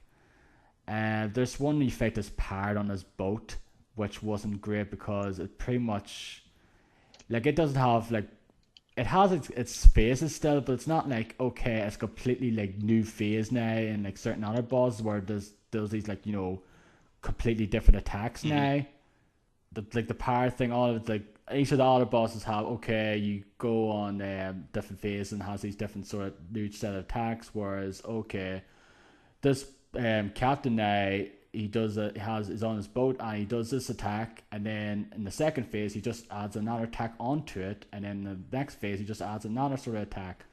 Like the first phase I think it's he just throws something I forget, and then the second phase these like different enemies pop up where it's like this shark or this squid or like these like dogs or something, and then they still pop up then. But then the third phase is boats start shooting something at you. But then it's only until like when you get to the last phase of that boss where it changes, where the actual you fight the actual boat itself then, and you have to shoot the little the gullet thing, like the wee gib thing on like this on your throat, and that kind of thing. The boat has that there, and you shoot it that for its weak spot, and then that's it. Whereas most of the other bosses are have their own different phases though, and some of them are very fun. Like the this one you fight like there's two kind of style different bosses where one you just you're on the ground like running and just trying to avoid it with on your own. Where on other ones you fight you're on a plane and just like shooting. It's like a kind of like, vertical shoot 'em up game, and you're fighting a big boss. And there's just like this big kind of big mermaid one who acts like kind of Medusa because you shoots like thing and you turn into stone and stuff like that. And at a point where you get to a point where she loses her head and you have to avoid its attacks and stuff like that. Now it's just a charming game. I just absolutely really enjoy it though. Like I was very much looking forward to this game pretty much ever since it was first shown back in a few years ago now, and I just really hope that um apparently it's done pretty good though. It's only on the PC and Xbox One, and I think it's going to stay there as well, which kind of sucks if it's the case because this would be great if it was on PS4 and if possible the Switch though, because this would be pretty great for to play on the go. Like it's one of those games. Okay, I can take this out down and play it for like 5-10 minutes while I'm waiting on a bus or trade or something, or try to take care of this boss because that's the thing as well about these bosses. They're not like very long tired out bosses that last like 10-20 minutes now like certain other games are. These are like bosses like they like might take you 10-20 minutes to do overall now because you die like a few times, but if you just attack bosses and get like do a nice run, they're only gonna last you a few minutes overall anyway, which is great though. Just they're nice little kind of bite-sized boss battles, and not like once you fight in actual big games like say like an RPG for example, where you fight a boss and it could last you 20-30 minutes, and all of a sudden, oh, I got killed, I was about to beat that boss, there's 20-30 minutes of it completely wasted, which absolutely sucks. It's just nothing like that now in this game, and as I said, it's a very enjoyable game. um I'm glad it's sold over 1 million copies apparently at the moment, and hopefully it reaches Switch and PS4, but I don't know if it will or not. Apparently because it's the same. I think that it's published by Microsoft, um, so that's probably not going to be the case, which, as I say, is a shame. It's a excellent game. A lot of people are raving about it. It deserves its praise, not just because of the outstanding visuals and presentation, no, like the music. Like that's another thing. Is the music just sounds very reminiscent of those times, like kind of, kind of old school like jazz and like those kind of like piano like those kind of tunes you would hear from those kind of cartoons from back in the day as well. And like the King Dice one, Mr. King Dice, like that thing every time you complete a world, and like that sort of thing, that song pops up as well. You go on, like you go on to the next world and stuff like that. It's just it's a great game though. Like at the moment, probably might hit my top 10 at the end of the year though. But it's a charming ass game though, and I'm very much looking forward to whatever Studio MDHR do next, because I think this is their first game and they pretty much hit it out of the park. So they did at the end of the day. So yeah, that's Cuphead. So anything else you've been playing over the last month or two? Yeah, I played some Everybody's Golf, which I got on the PS4. What's a PS4 exclusive, of course, because it used to be what is it called again? The name in Hot Shots. Hot Yes, Shots, yeah. used to be Hot Shots Golf. Everybody's Golf is the name that they had in Japan, I think, for the game. I believe so. So they decided to keep the name of that for this iteration. So I played Hot Shots Golf. I think it was the second one that came out on PS2 back in the day. Like I played a ton of that game, and my dad used to love that game a bunch. He played a ton of it also. So I've never played a single oh one no, of them. okay. No. It's a really good game. It's a good little cartoony uh, type of golf game that I really enjoyed, and I decided to get this one.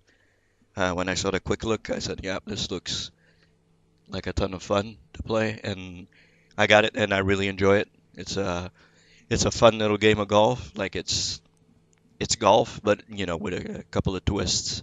Like you're gonna have like golf courses that have bigger holes, or like more wind, or kind of Oh, I'm so juvenile. so what? Bigger holes. I'm just so juvenile.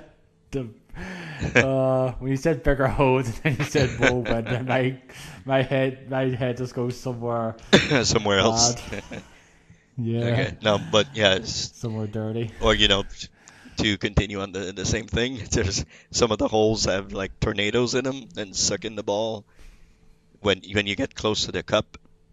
It like attracts the ball into the hole, so it's all sorts of like power ups and stuff like that you can get on the grounds, and you can customize your character completely. Like it's really really huge customization things. You can buy clothing for your characters with the money that you earn for your tournaments and all that. It's very Japanese, of course, very very Japanese. So you see a lot of anime stuff and video game cliches and stuff like that in the game, but it's a solid golf game, and it's a enjoyable little game. It looks good, and it plays well, so I really really dig the whole thing a whole lot. So Yeah, like I listened to another podcast, the Computer Game Show, and they were talking about it as hmm well in a recent episode, and this really seemed to like it because I think they're like, but I think they loved it. They played a lot of the Hot other Shots, ones in the yeah. series now, and yeah, Hot Shots series, and really liked it though. But like I say, I've never played any of them. Like the only golf games that I ever played, like I recall playing, are like the Tiger Woods, a few of the Tiger Woods hmm ones, Yeah, and that's more that Rory realistic McIlroy one. golf. Yeah. Yeah, more simulated. Now I probably might have played one back in like the Mega Drive, those SNES there, but I just don't recall Okay. whatsoever. Like I might have played it for like I might have played it for like 5 minutes. Wasn't there a Mario like I said, I Golf can't. game back in the day? There's a bunch of Mario Golf games, but I've never touched any Okay. of them. Apparently a few of them are supposed to be really Yeah, I good heard though. that. Yeah. Like I think that was the GameCube one, or the GBA one or something. One of those ones is supposed to be like really good. But like I said, I never touched any of them hmm now. Yeah, this is. I think this is like, Go ahead. I think it's £30 online now as well. I think it's not full price now, is it? Is it a Yeah, it's a budget price or? budget game. I think it's like I paid what, $30 for it. Yeah, So, it's usually $80 for your games over here, so $30 is a very budget type game. So, yeah, it's worth it. It's really there's a fun little progression. The only thing I could say probably that is kind of not great is that for each level you'll play through the same course over and over again until you beat the like there's like three, I would say two mini bosses and a final boss for each level that you have to beat. So, yeah. I heard like the progression's a bit of a grind, yeah, to like unlock new, courses it's and characters and yeah, stuff like once you beat that. the final boss, then you can unlock a new course that you can play on. But, as you progress through to that boss, you're always going to play on the same course. That has its good side because you get used to the course and you can Yeah, you pretty much know where to hit and stuff like yeah, that. Okay, this hole 15, I know where to go here now. I know what to use to get like the exactly. best, like hole in one or whatever. Yeah. But it's the same course over and over again. So you see the same stuff over and over again for a while until you reach the final boss and then you progress through the next tier of competitors and pretty much end the game is well, for now it's dead easy for me. Like I'm used to playing. I think they made it for people who don't really play golf games or don't know how to have never played a golf game or whatever.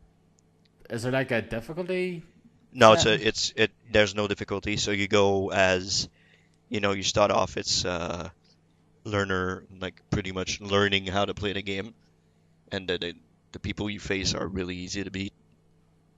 And Okay. as you progress through, like the first people you face will like I probably end up at a -6 and they'll be like at +8, +10, +12. So it's like they're very, very easy to beat. And then They're very bad golfers. yeah, exactly. And as you progress, now I'm pretty much through, I've beaten 5 bosses so far, like 5 major bosses. And I'm at the advanced tier. Now it's getting more competitive for me. Tricky. Yeah, it's getting more Yeah, tricky for you now. Yeah, yeah, it's getting more close.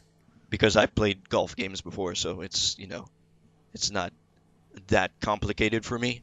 But for somebody who's never played a golf game and doesn't know a 7 iron or a 3 wood or something like that, they don't know golf a whole lot. It's a good progression. It's a very, very good progression to get to a point where, okay, now it's starting to get tough. It's starting to the competitors are really tough to beat, and you need to be on your game. You need to know where to hit, and you need to know how to use backspin and forward drive and all that stuff to know where to land your ball exactly where you need it to be and all that stuff. So there's a good, there's some competitiveness in it, and there's some goofiness in it.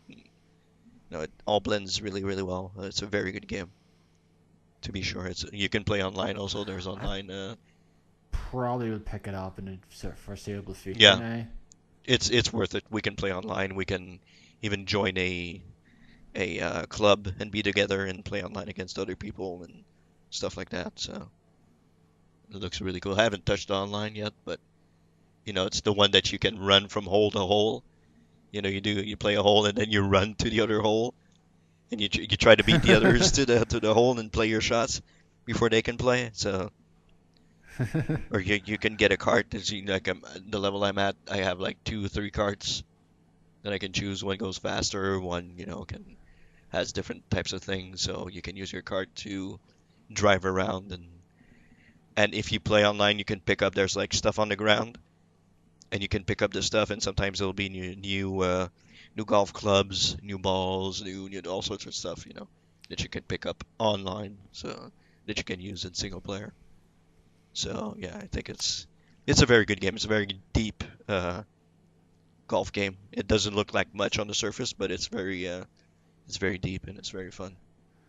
Okay, I'm just gonna ask you a Yeah, question now, Dennis, and be yeah. honest. can you run people over with your golf Yeah, cart? you can. You can actually push people on the ground. When you're not in your golf cart, you can just run into people and they fall on the ground. And they look at you and Okay, they're but like, can you run them "Fuck, yeah." over? You can't run them over. You can't run them over in a golf cart now, Yeah, can you? you can. You can run 'em over, but they don't Okay. die or they Yeah. don't, they'll just fall Okay. to the ground Yeah, and but they're they get like, knocked down "Whoa." anyway. Yeah. Okay. Okay. So, Okay. Okay, that's a yeah. positive thing. Yeah, you can go Vinny I'm so fucking Carabella evil. on people. Yeah, that's a question Vinny Yeah. would to ask, or maybe Dan Yeah. Rankard. Can run over people with the cart. Okay, yes. I think he Okay, actually that's approaches. asks Dan in the quick look. Says, "Can you run people over?" And Dan's like, "Oh, you can push them." And then he starts pushing people over. So yeah.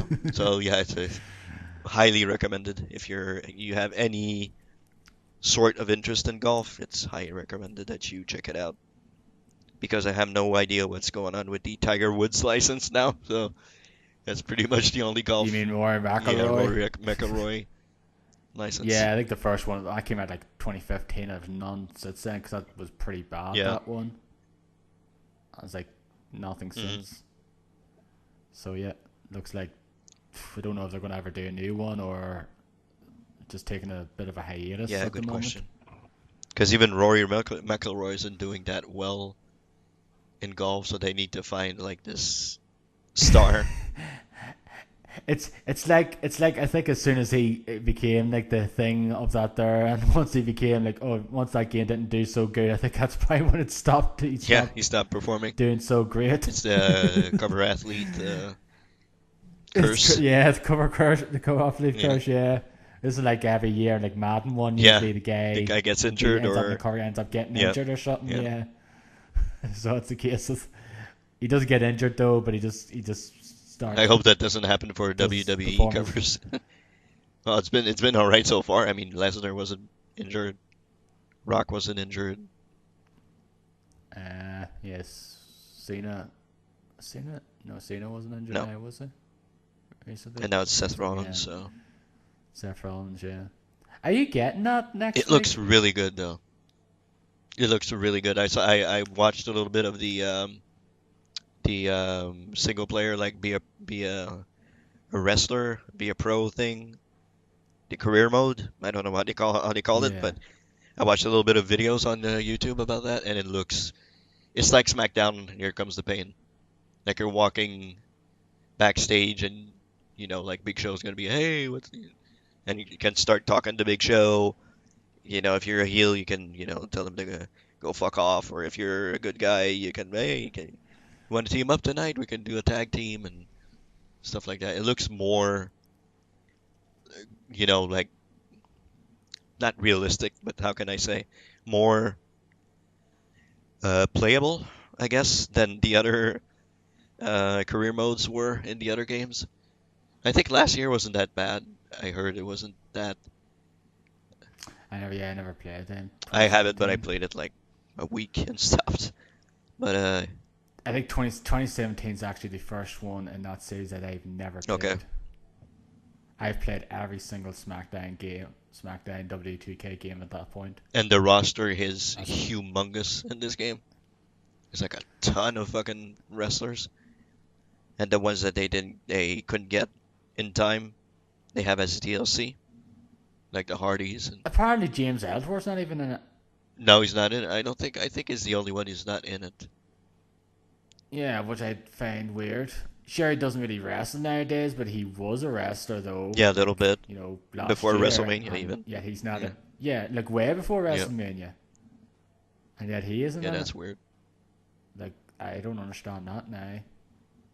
Yeah, sure. Like Hardys and that they're okay, and like Shelton Benjamin, so like certain ones okay. Like they're in the ad now, but of course they probably will be DLC. But of course I won't understand. Yeah, that they're now, confirmed 'cause- for DLC. First day yeah, DLC. Like there is a cutoff point, of course. Yeah, there's a cutoff point though where they can't have everyone in it now. And they have the Colonel from Kentucky Fried Chicken as a playable character in the game, which is what the fuck. As the Up Down Down had what Colonel Kurt Angle and fucking Heath Slater as the Poppers Yeah. chicken, and Kurt Angle beat Yeah. him. Exactly. So he kept bashing him with his cane all the time. Pop. It's like okay. So yeah, I don't know what's and the pre-order is what Kurt Angle. You get Kurt Angle and you get the Yeah, pay you get Kurt Angle, and well, yeah, you get Kurt Angle the 2001 one, and then the yeah '06 one. The one he has when he has her, and when he doesn't yeah have her. exactly. So yeah, I mean I'm interested. I want to see how it turns out, especially the career mode. If they can do a good career mode, I'll probably check it out.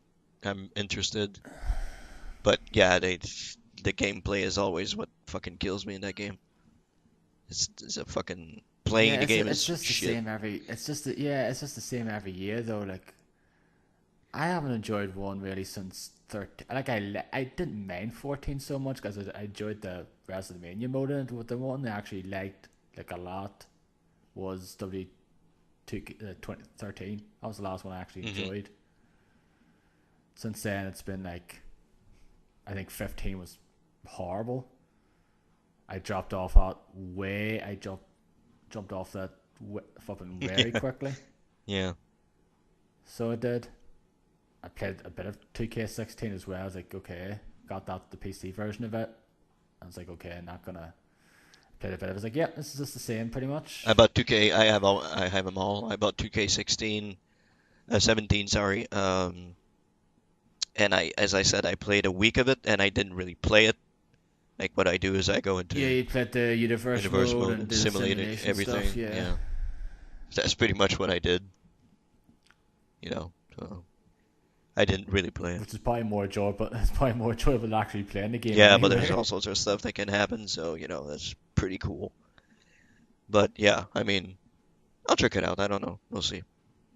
We'll see what happens with that. Well, the upside of this one this year is it's actually out day and date with the Yeah, PC exactly. versions Yeah. out, which is great. It's like thank goodness rather than flipping like 5 months Yep. later. Yeah, PC version is actually on sale on the CD keys, I think, which I saw. Yeah. So, yep. Well, the thing is, if you want to get it now, then you can buy the deluxe version. Yeah, the seen enough version or what? No, that's the collector's edition. Pretty much, no. The deluxe version is like yeah, you can buy it now and get early access. You can get that version now. I don't know if it's the same with the PC version. You can get on Steam the deluxe edition, but I know like Hmm. if you got it on PS4 now, you can play it now. If you got the deluxe Oh yeah, version, that's right. Yeah, you can play it and now. Yeah. yeah, you can play it 4 days Hmm. early. So you can, which yeah, sure. If I was really into those games and I really loved them, sure I'd Yeah, play if it. they But weren't no, garbage for the last couple of years, probably. But yeah, yeah, no, I'm not gonna fork up more money to play have a yeah. They better didn't games to fucking play play anyway. this. Yeah, they didn't play the same and have fucking your opponent reverse fucking 60-70% of your moves all the Yeah, time. yeah, I don't know. We'll see. But yeah, that's everybody's golf, pretty great. If you wanna check it out, yeah, I wish you'd get it. We could form a team and play together on online. Would be cool. Yeah, I'll get it eventually though, but not at the Yeah, moment though. There's other games that yeah, I'm busy more playing, games. so it is. Yeah. Uh, do you want me to go on, or do you want to talk about one of yours on your side? I'll talk about one of Okay. mine, which I just finished recently as well. It's my most recent finished game. It is a game that, again, a game I've very much been looking forward to for quite some time now. Okay. I first saw this game, I think, in Hmm. 2013. It's a Kickstarter game. I've seen it. It's like this looks great. I really like the art style, this visual style of this game. That's the thing with me though. Like if I see a game that catches my eye, has a really cool, nice art style, I'll be okay. Let's see how this looks and how this plays out. That's what catches my eye now, catches my attention because I'm a sucker for games that have really nice art styles and rather than like the old same technical flipping thing like I don't mind Uncharted and games like that. They're very impressive in terms of the technical graphics and Hmm. that there. But okay, I've seen them a dime a dozen of them nowadays. But for something like like Cuphead and games like that now that have a very unique art style, they're definitely going to catch my eye more. So they are. It's okay. This definitely catches my eye because it has a really nice art style and it really has really nice visuals. And the game I'm talking about is, of course, A Hat in Time. That came out last week now, last Friday. It's been in production forever. Like the Kickstarter of it came out in 2012, 2013, and it's been around since then, and it's been like years in the making now. Like I thought it's probably been out by now though, but it's not. It's already came out last week there on Steam. It's only on PC at the moment though. It's coming to Xbox One and PS4 partly later this season, this fall. At the moment, there's no other sign of versions though. There probably might be a Switch version perhaps, because every other indie game is coming to the Switch in due course, which that's great though. Like heck, it's a perfect system to play some certain indie games. But yeah, I was very much looking forward to it because I really like the art style. It's very like looks a bit like looks a bit like the Wind Waker, like kind of like the cell shaded. Well, not like not cell shaded exactly. It has like nice, bright, vibrant colors, and it's a 3D platformer. And I'm a big component. I love 3D platformers, especially great ones like the Mario games. And I seen this here, and this looks awesome. Couldn't wait to play it though, and it finally came out last week there, last Friday, not yesterday. Now we're recording this on a Saturday evening, the Friday before. And earlier this year, a game called Yooka-Laylee came out, which is also a 3D platformer, and also a game that got kickstarted. That got, I think, actually I'm going to look it up here now. These Kickstarters, you never know what you're going to get. It's like a box of chocolates. You never know what you're going to get. Yeah. Okay, I'm just going to look at these Kickstarter totals now and see the difference between them and what they got. So just bear with me, folks, for just a few minutes. Okay, so Yooka-Laylee got £2,090,104 because it's Playtonic Games. It's UK. It's like people who came from Rare and stuff like that. So it got £2 million. So that's probably about, I'll say, probably about between 2.2 million and 2.5 million dollars. I'll say, give or take. Like I don't know exactly. So that got 2 million. Okay. A Hat in Time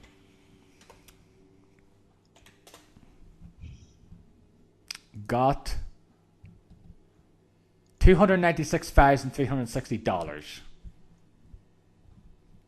So pretty much a $2 million difference there, pretty much. Wow. So what do you think should be the better? What do you think is going to be the better game there? Yeah, well, if you go with money, which Yeah, what do you think should be probably the more developed? Of course, game with the money? Yooka-Laylee should have been. Yeah. The better, more developed, more thought out game. Yeah. But in all honesty, the better game is the one that's smaller. Mm-hmm. A Hat in Time. The Kickstarter of it was back in mid 2013, and the estimated delivery date of it was you don't go with Kickstarter, of course, because it's an estimated delivery, so of course it's not going to be actual date, but the actual estimated delivery was February 2014.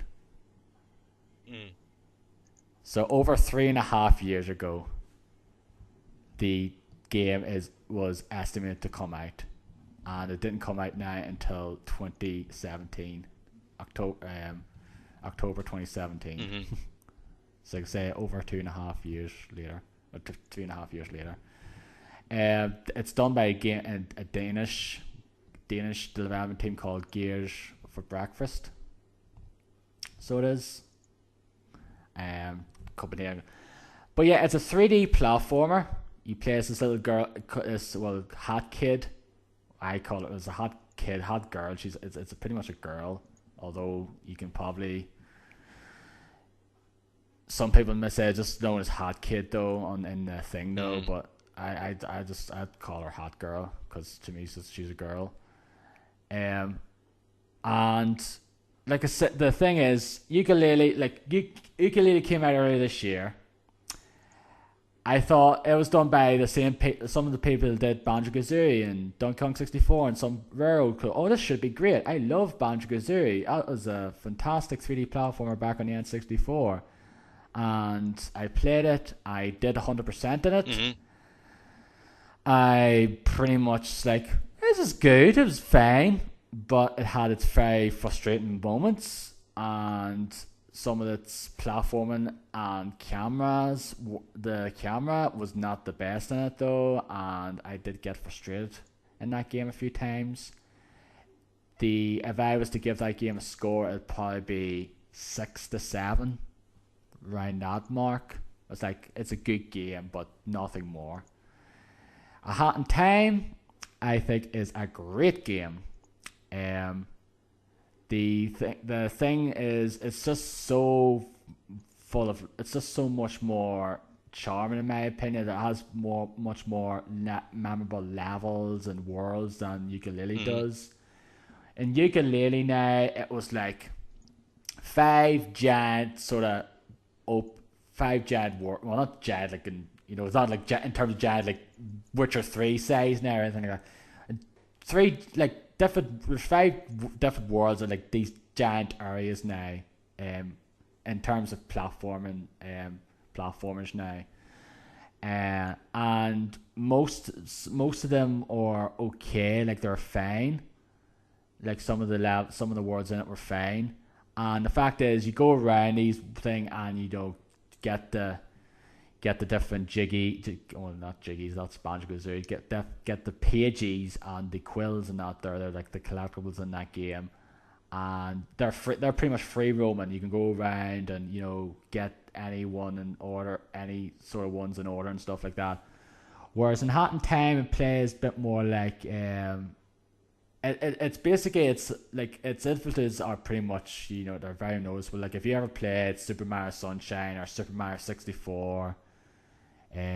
Those platformers, then you pretty much know where this game gets its influences from, because it pretty much plays like that in terms of, okay, enter this world now, and you choose there's a few time pieces you can select. Okay, I can choose this one now, and you do the one for that now.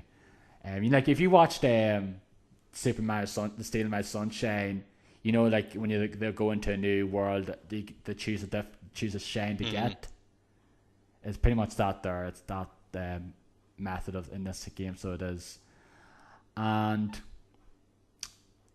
you go into each of the worlds, and you get you go to the time pace, and it's where it's okay, you go through this platforming section, or you might have to there's 4 different worlds overall.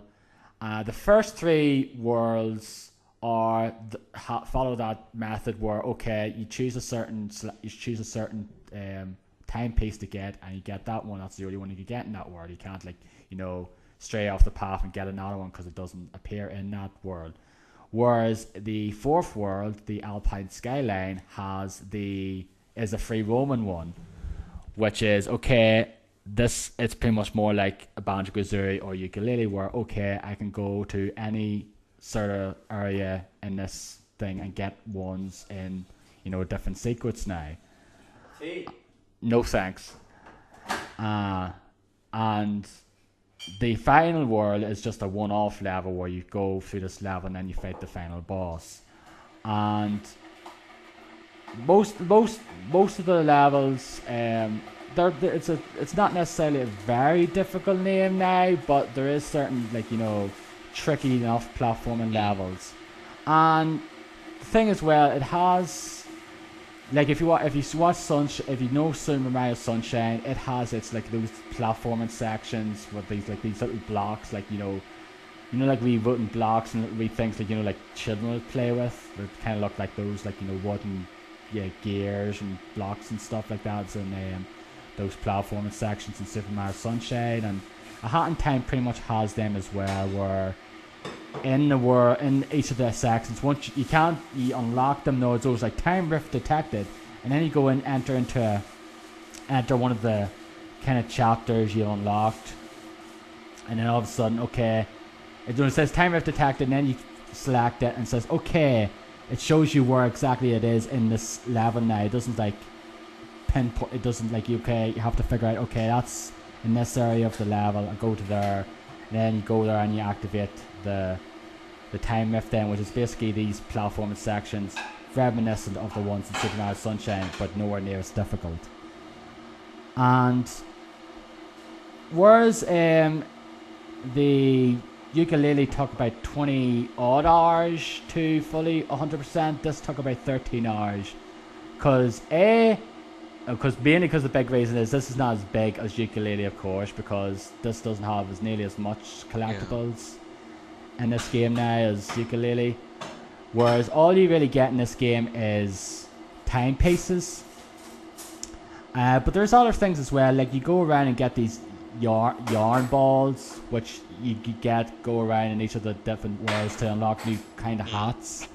Like the first hat you have is, okay, just press left trigger, it tells you where the timepiece is in that particular level you're in, particular chapter. So okay, it's this way, so go.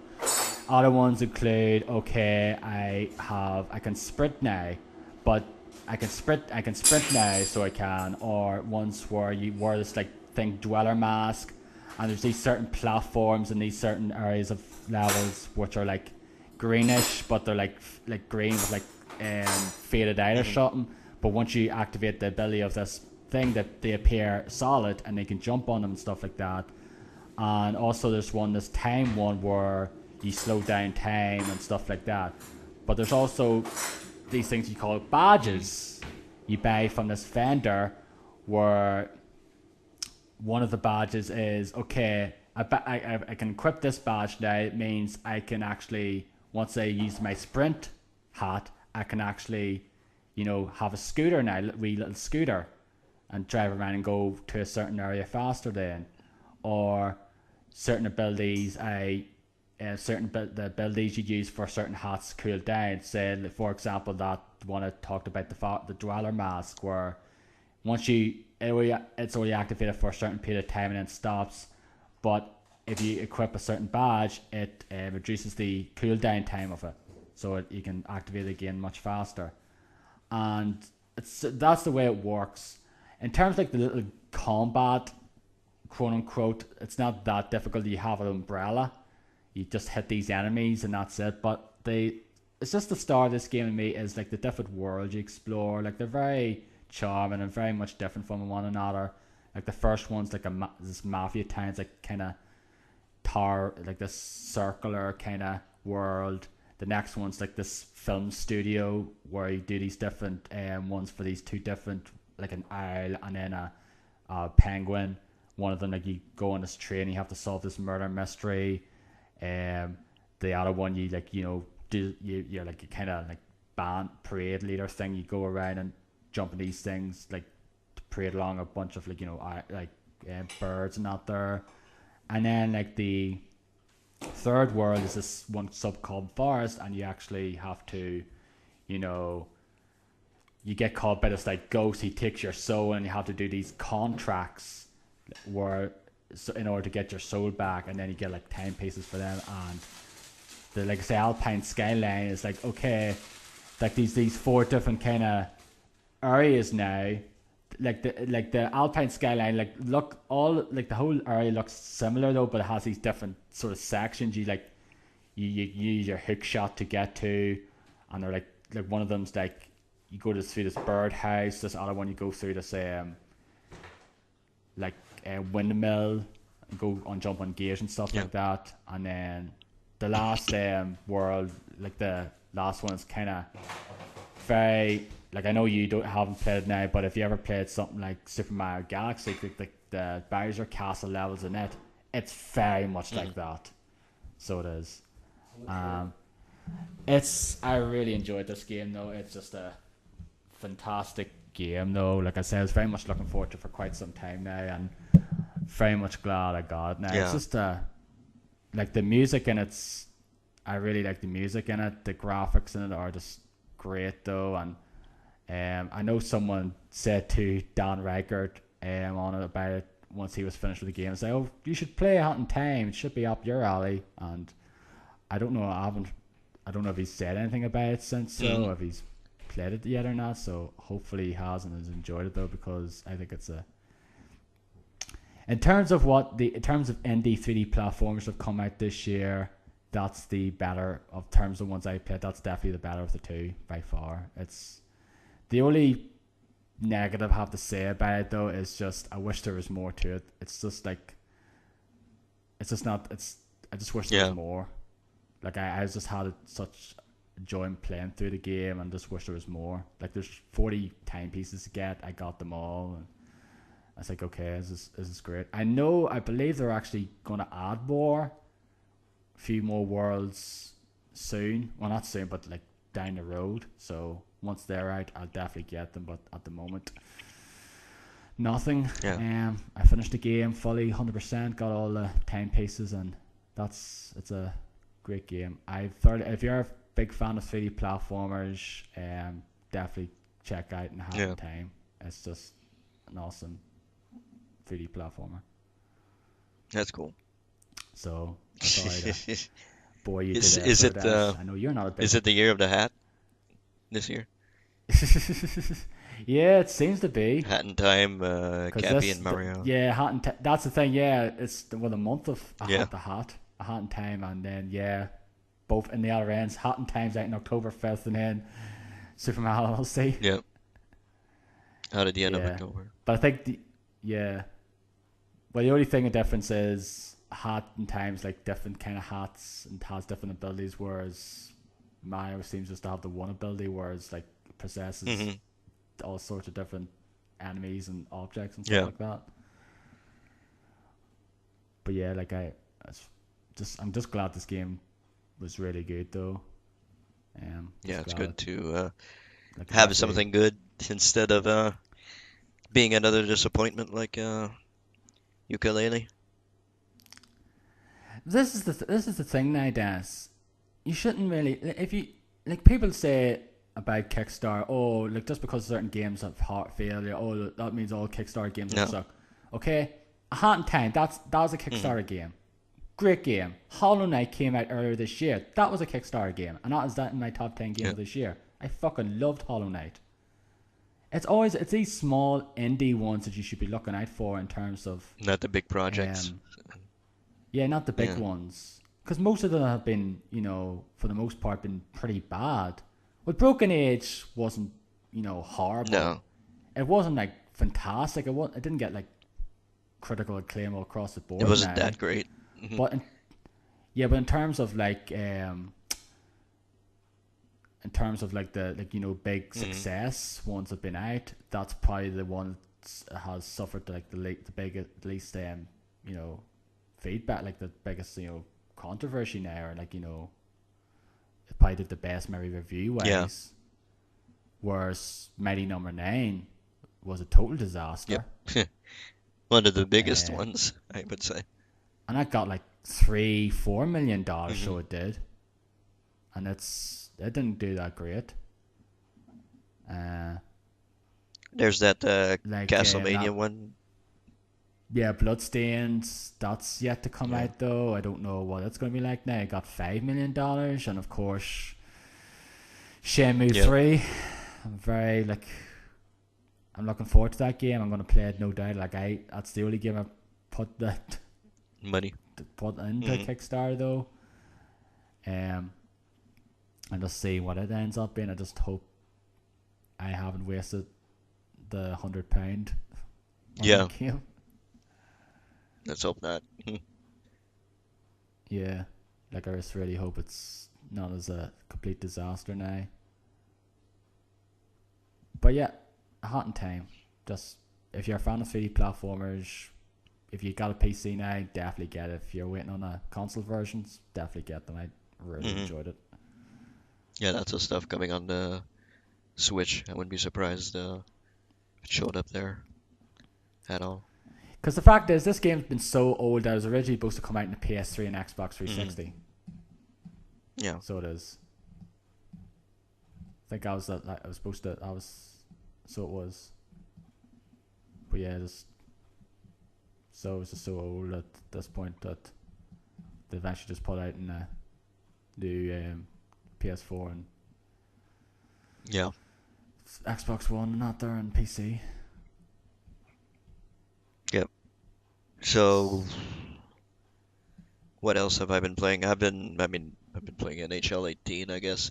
Was supposed to get the game, but I watched a quick look and was like, yeah, sure, I'll play a little bit more hockey, and I think it's the law here in Canada that you have to get the hockey game and play it. If you don't get a hockey game, Go, you'll go to the yeah. courts. So I think that series is still alive just because of us Canadians buying the game every year. I think that's the only reason. But yeah, I bought that. It's still, it's hockey. It's all right. I mean, it's nothing big, nothing small. It's just hockey. It's fun to play. It's cool. It's enjoyable. Quickly, another thing that I played the Battlefront 2 beta last weekend, where I was off for 4 days. I played that. I didn't play a whole lot of it, but I played a little bit, and it's fun. I mean, it's from what I played of it. There's not a lot. There wasn't a lot in the beta to play really, but I think it was just the one map, was it?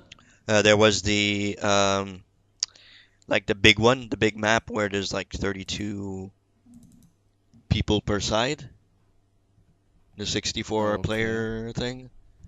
Like the huge battles. I can't remember the freaking name of it, but yeah, there was that one that was on Naboo. We have to defend the the uh, the Federation. What is the Droid Federation thing? Like Yeah, the Droid the Federation. the Yeah. there's like a tank coming in, and you have to.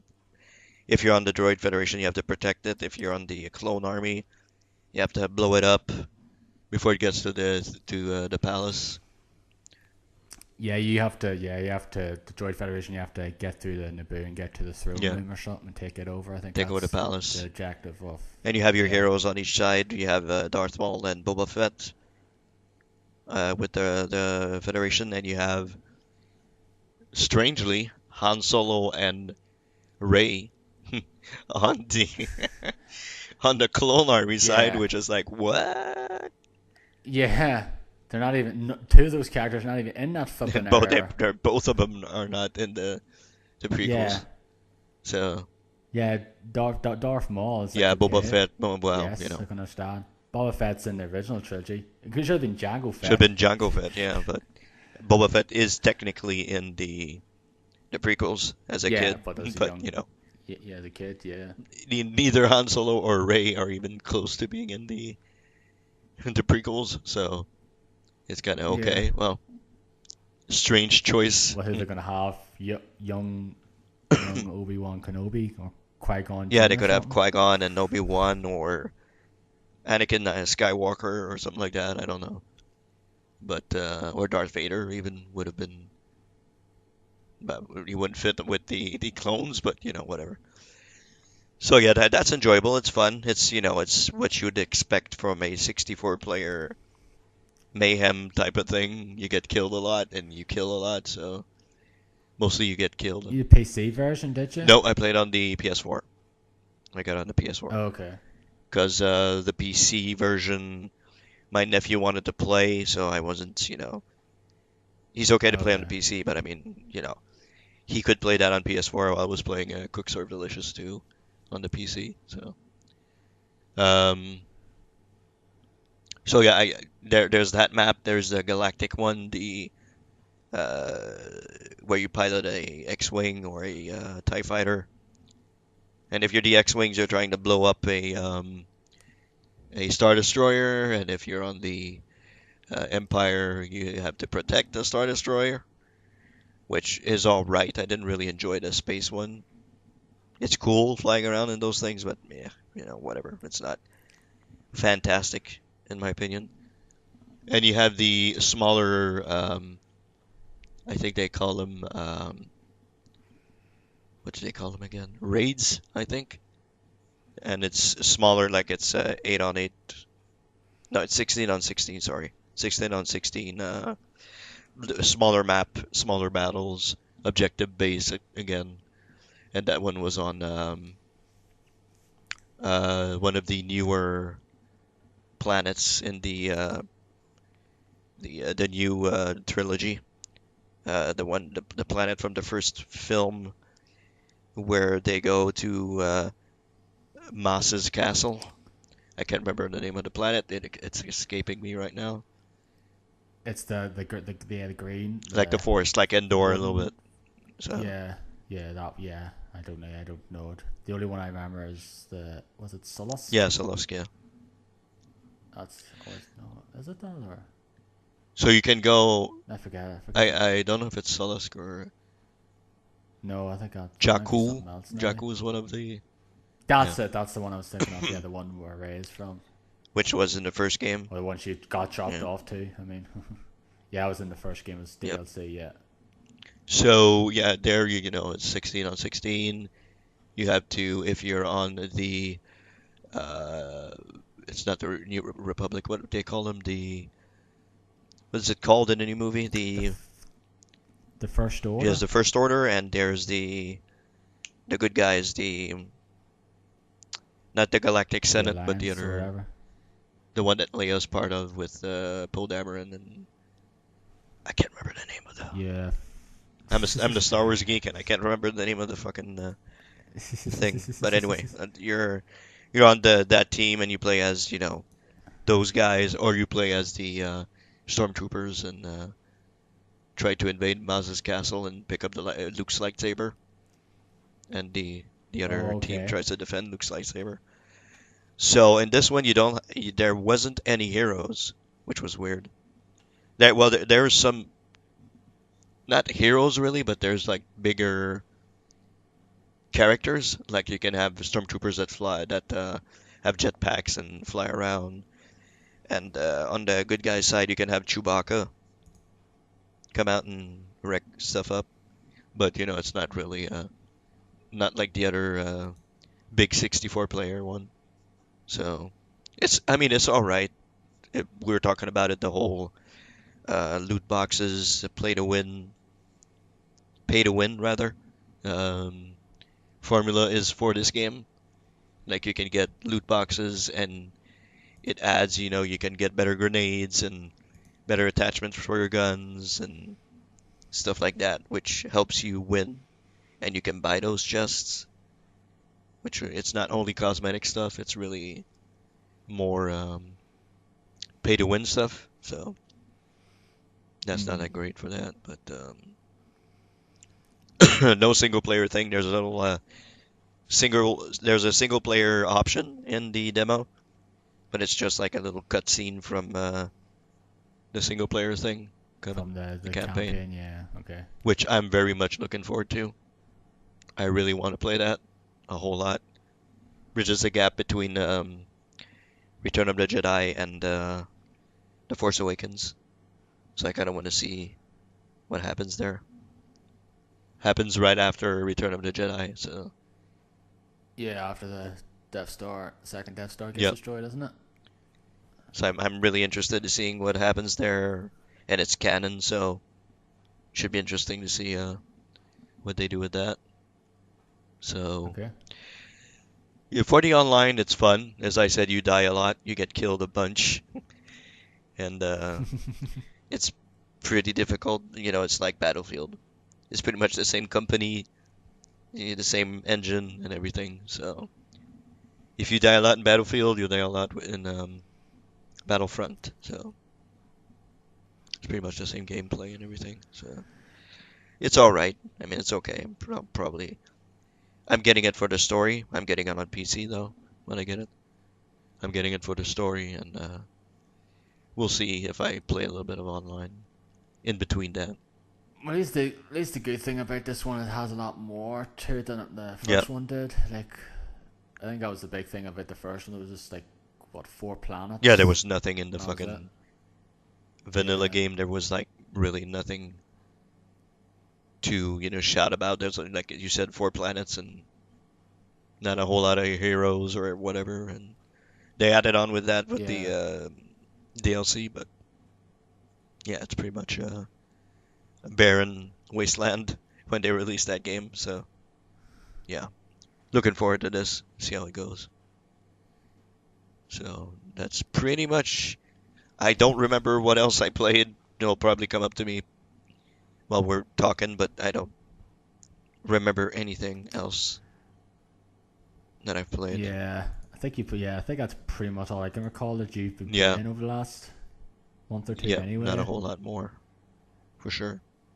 like, yeah, I've went through most of the games as well. Like, I do want to talk a bit about Hellblade: Senua's Sacrifice. Like, are you interested I in want to play playing that. that? Yeah, that's a game I really want to play. That looks really good.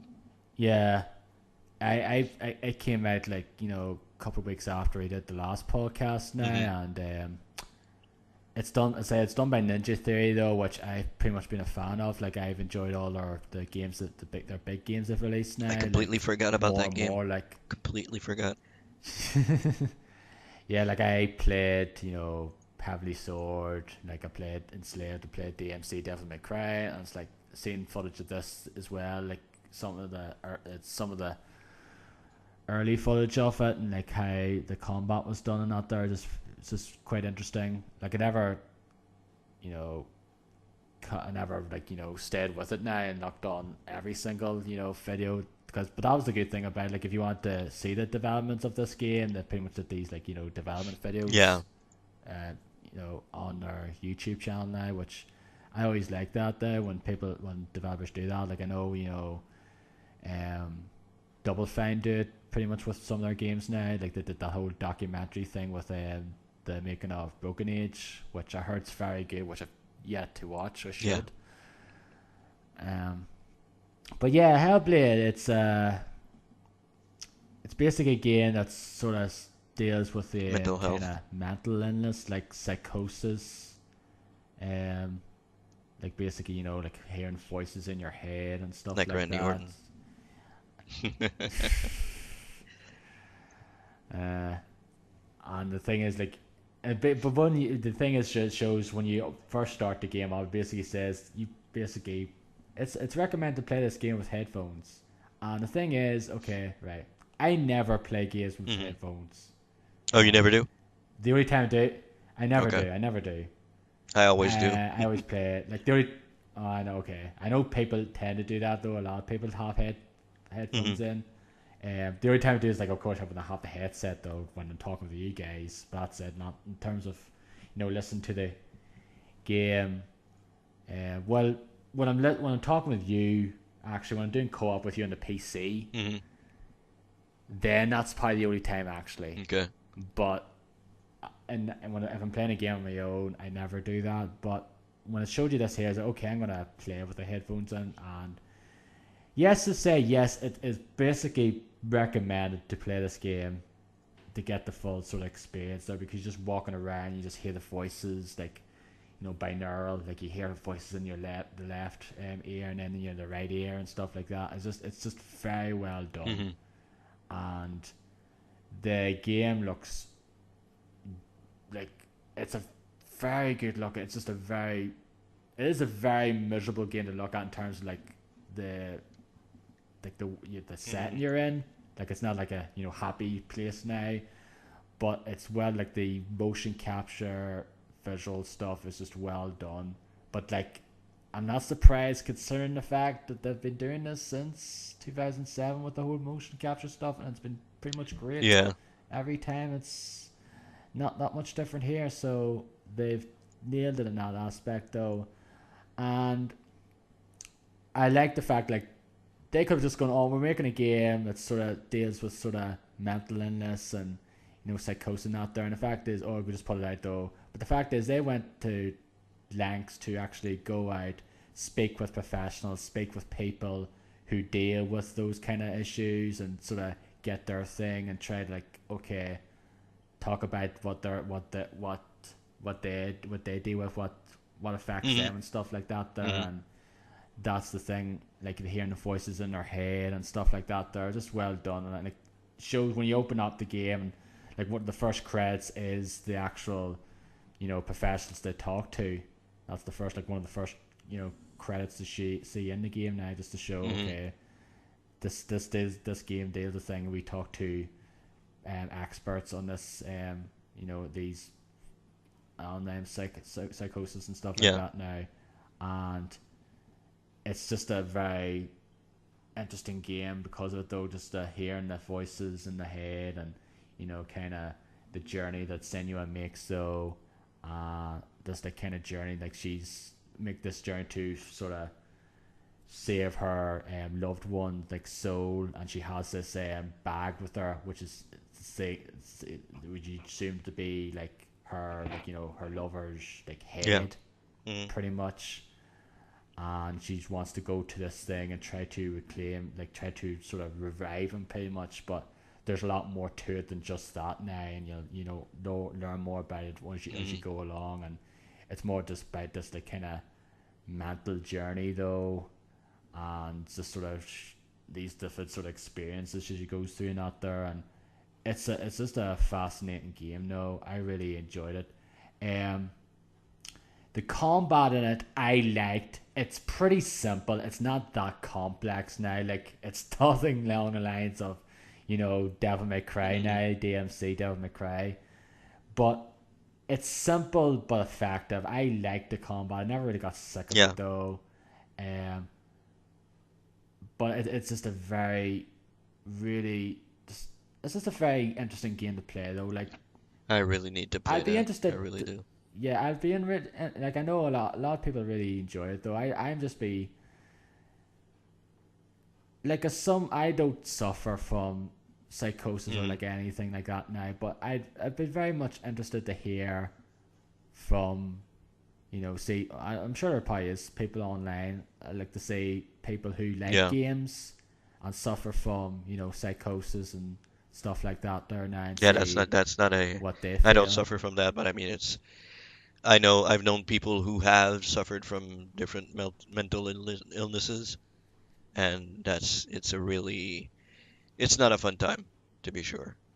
Yeah. It's like, I'm sure it's horrible, like have those things, like you hearing voices in their head, and or like split personalities and stuff like that as well.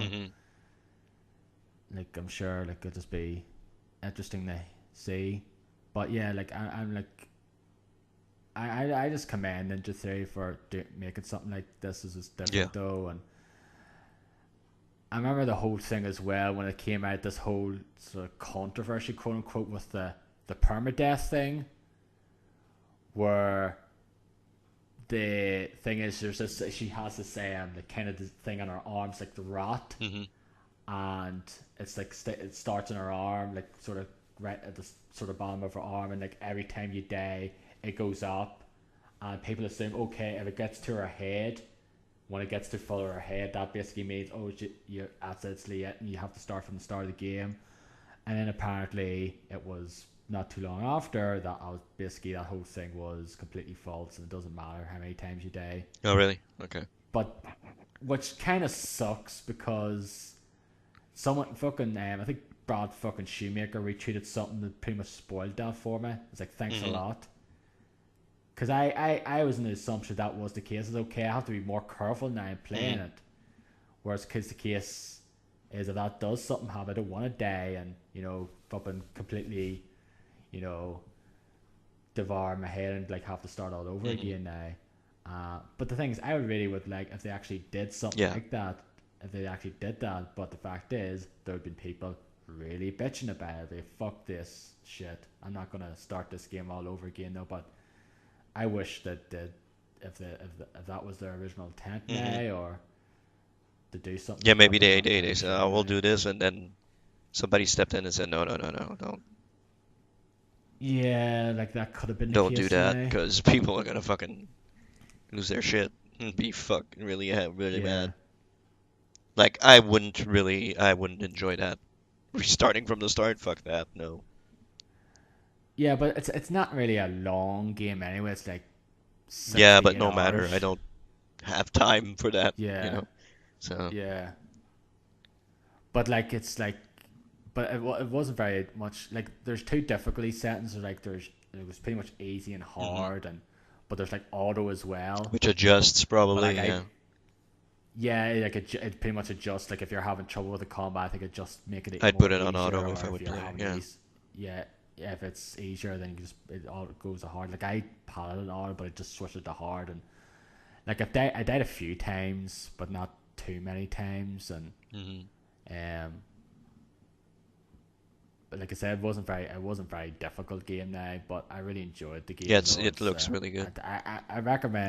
I recommend you hmm check it out though. Like if it's on sale in the future, then like I got it in full price because I was interested in Yeah. getting it though. But like if you're just waiting on a price drop, then just I I definitely was playing recommend it something then else I anyway. can't remember, or I was meaning to fix my PC and didn't want to get a game to play at that point, but that never happened.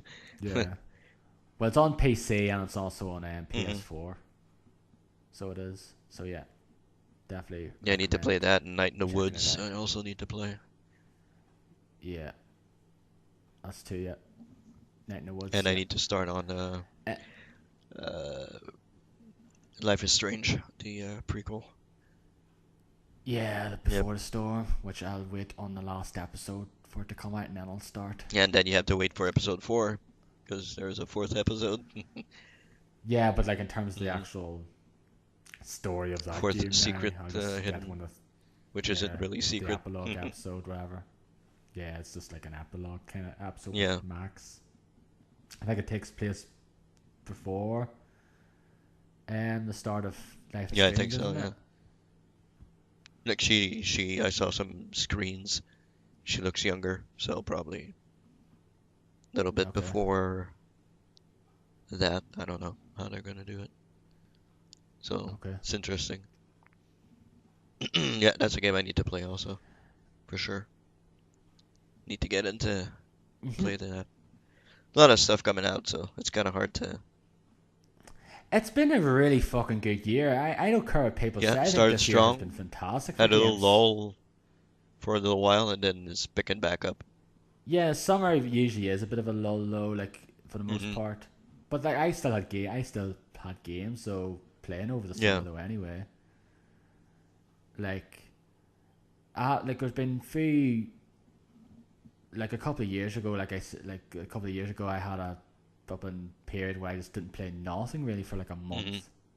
Like after finishing Dark Souls 2, I had played yeah, nothing, and like it was a year I didn't really finish as much games then because of that big period, and then it was like another period I think later that year or maybe next year, the year after that where I didn't play much either. It was like I just pretty much didn't play a lot of games. yeah, It's okay. It's just because you have just be in those periods where you just yeah. Sometimes you're don't really like, feel like playing I anything don't at want the to play moment. anything. It's watch Yeah, TV, just watch might just Netflix, and not do anything else. yeah. Yeah, But like this year has been great for that. a There's just a lot of lot of stuff. good Yeah, games though. Like yeah, yep. It's gonna be another and tough I wonder year if to choose. yeah, this is gonna be like I have a lot of my games sorted at the moment for my top 10. Is this all about sort of ordering Yeah, them really? Like last year, I had a hard time finalizing my top 10. This year, it's going to be the yeah, same. 2 years ago, I just basically had a hard time filling out my yeah, top yeah. 10. That's right. Yeah. So it did. So yeah, it's going to hmm be interesting. I have a few games here to talk about. I'm not going to go too long into them though. Because well, I played two games, kind of.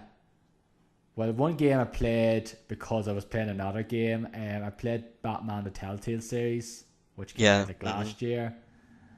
Uh, it was on sale, so What it did you think was of the a few months reimagining back. of the of Batman. I really enjoy. I think it was a good No, I story. think so. Now Yeah, I thought it was good. you play it? I Do you played the play first it? season. Yeah. Okay, I didn't know. Yep. I didn't know you. So you know you. So you know. Okay. When did you Last play year it? when it came out. Oh, okay.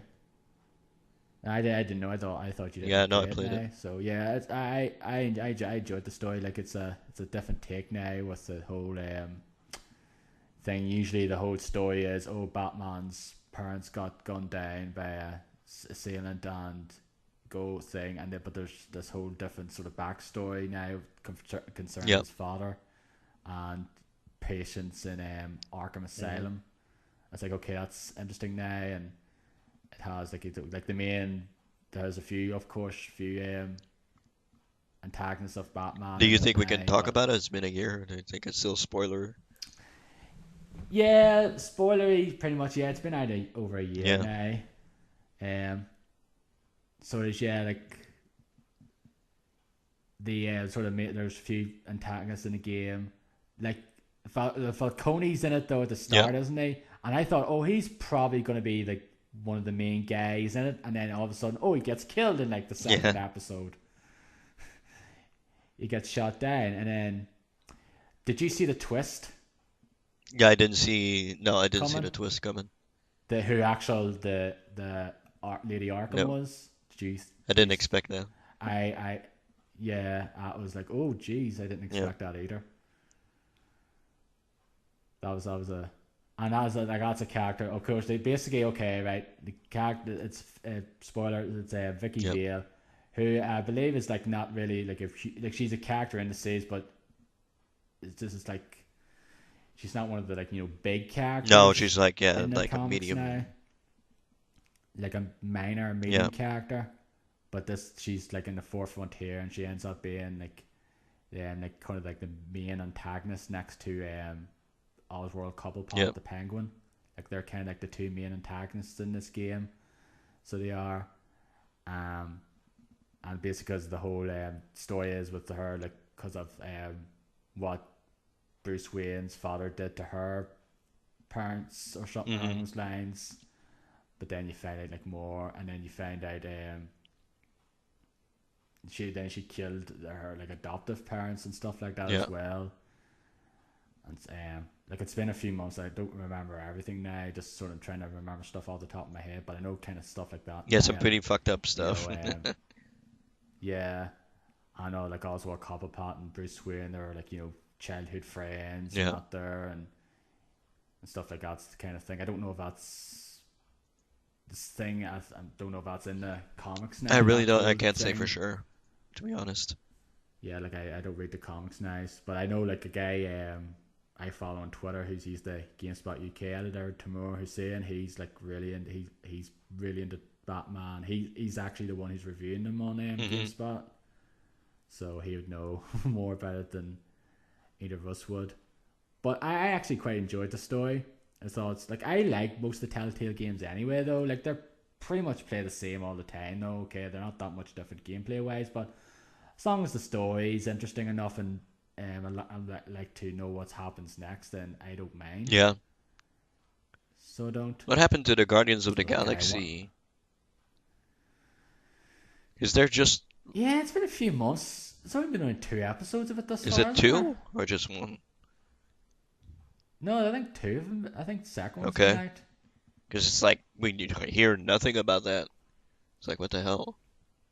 Like Batman came out and Walking Dead. Yeah, Batman, the second season of it's out now, and the second episode of it came out not too Hmm. long ago. So it did. So I don't know when. Yeah, Guardians of the Galaxy is supposed to be is ongoing Yeah. as well. Again, I'll wait till all the episodes of it are out and get it at this Hmm. kind of price. I will probably pick up thing on the holiday sale. The Walking Dead: A New Hmm. Frontier. I heard it's not great, but I do want to. I still want to know what happens. Yeah, I kind of heard it was pretty bad Um, from what I've heard. yeah, yeah. That's why I don't want to buy it at Hmm. full price. Though I just want to wait till it's a heavily discounted now. I think that's pretty much what I did with the second season as well. Just like wait till all of it was out pretty much, and buy it at a Yeah, discounted price. That's I what still haven't I played tend to that. do now.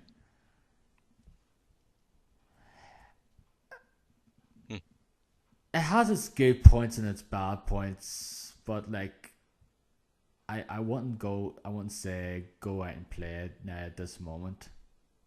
It's not brilliant though. Like you played the best Telltale games, like you played Tales of the Borderlands, you played The Walking Dead season 1. Like they're pretty much like the Yeah, best Telltale game series, like the terms of modern. Yeah, modern style versions of Telltale games, not like the ones that done before Walking Dead, like Sam and yeah, Max and Back to the Future, not there. But in terms of the way they make the games now, the Walking Dead way of game, because it was like the Walking Dead was like kind of like I think like the hmm first one they did of like them, and that's pretty much they follow that yeah. Then format now. went from there with a bunch of them, bunch of series. Yeah, flipping we had Walking Dead, flipping Batman, Game of Thrones, Guardians of the Galaxy, Minecraft, which I want to try out Hmm as well. Because I like playing these games. I like that. I find them enjoyable to play through, and like they're Yeah, usually Minecraft's another one that's going. They're on season 2 now. So yeah. Like I don't know. I don't care if like they'll play, like they're very much the same. But as I was saying earlier, as long as I enjoy the mhm. story and the characters, I'm fine. I like the It's number the of same weapons and type of everything. gameplay Yeah. constantly. So But that you can say that for a yeah, lot I of know. games. Yeah, Okay, like Destiny. Destiny 2 is pretty much like yeah. Destiny 1, but I Yep. still like it. Yeah. Shadow of War, Shadow of So of course. Mordor, but Yeah, it's the same exactly. thing. But Yeah. I mean, yeah, I mean, it all depends, as you said, on the story. So if you like the story, if you like the characters and what's going on in that, you'll probably love it. But it's all up to you, I guess, and Hmm. what you like and what you want to play. So Life is Strange Yeah. is completely different. It's in the same vein, but it's completely different as the Telltale stuff. Yeah. Like you cannot die in that game at all. So, you know, it's uh it's a different take on the whole thing. So, Hmm. On some cases, yeah, better one. the story is well for the first anyway is incredible. So, yep, we'll see how the new one is and the new one that's coming out next year. And See how that is. yeah.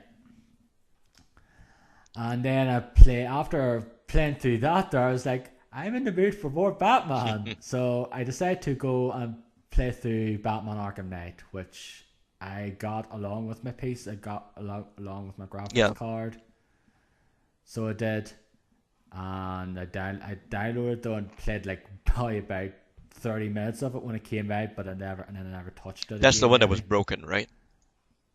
Yeah, I was the one that's like really got it bad, just got shit on How in is it terms of now? the Does PC it play port. well on PC? I didn't have a problem. I think it maybe crashed once Okay. on me, and I played it for like 40 odd hours. Um, yeah, it played a lot better for me now. Like it was all right for me when I played it originally, though, even though it was only like 30 minutes. But it played fine. But I think yes, I played it for like 40 odd hours, and I think it crashed like once or twice. But yeah, like I really like the Arkham games. I just was in the mood to play more Batman. I was like, I'm gonna go back to Arkham Knight though and play through it and get everything. I got like did all the missions. I did all the Riddler trophies. I got like the true ending, like the full Nightfall ending, um, the Nightfall Protocol and stuff like that. And yeah, that's a really good Batman game. I really enjoyed it. I love the voice. I love the look of Scarecrow in it. So I just love the way he looks. That sort of gas mask thing. He looks like this like Scar and stuff like that. And there's a bit too much Joker for my liking though. It seemed like every time you did a new main mission, it was like, okay, there's Joker again, give like in Hmm your head. Yeah. But Yeah, it's Joker again. That's like pretty much what I I think know, yeah, I know. about those fucking games. Yeah, It's it's like Joker okay, again. yeah, he died in the second one, but let's just have him really flipping in the forefront here again, in like in your head, talking because of the whole nerve toxin stuff.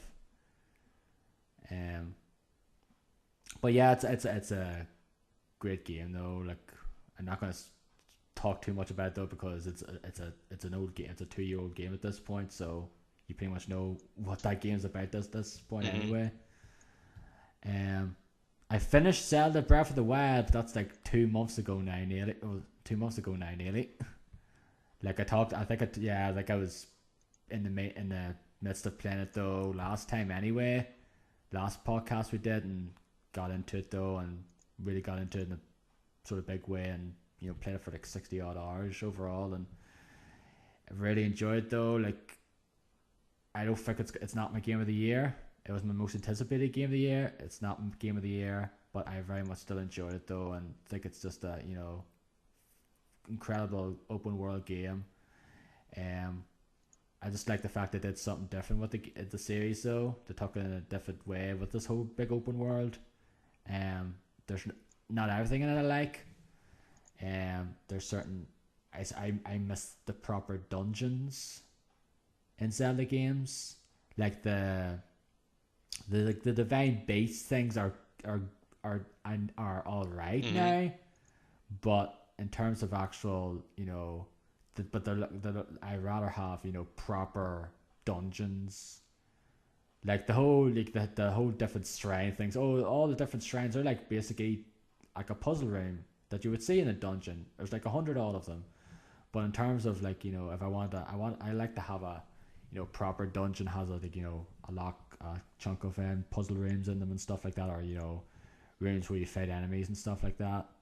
I'd rather have that than like the 100 odd shrines now Hmm. in this other game. Like if I had it now and hit like in like Skyrim and Oblivion, you go in like the caves or like these different areas and you go through to get to like the treasure in the Hmm. end or something.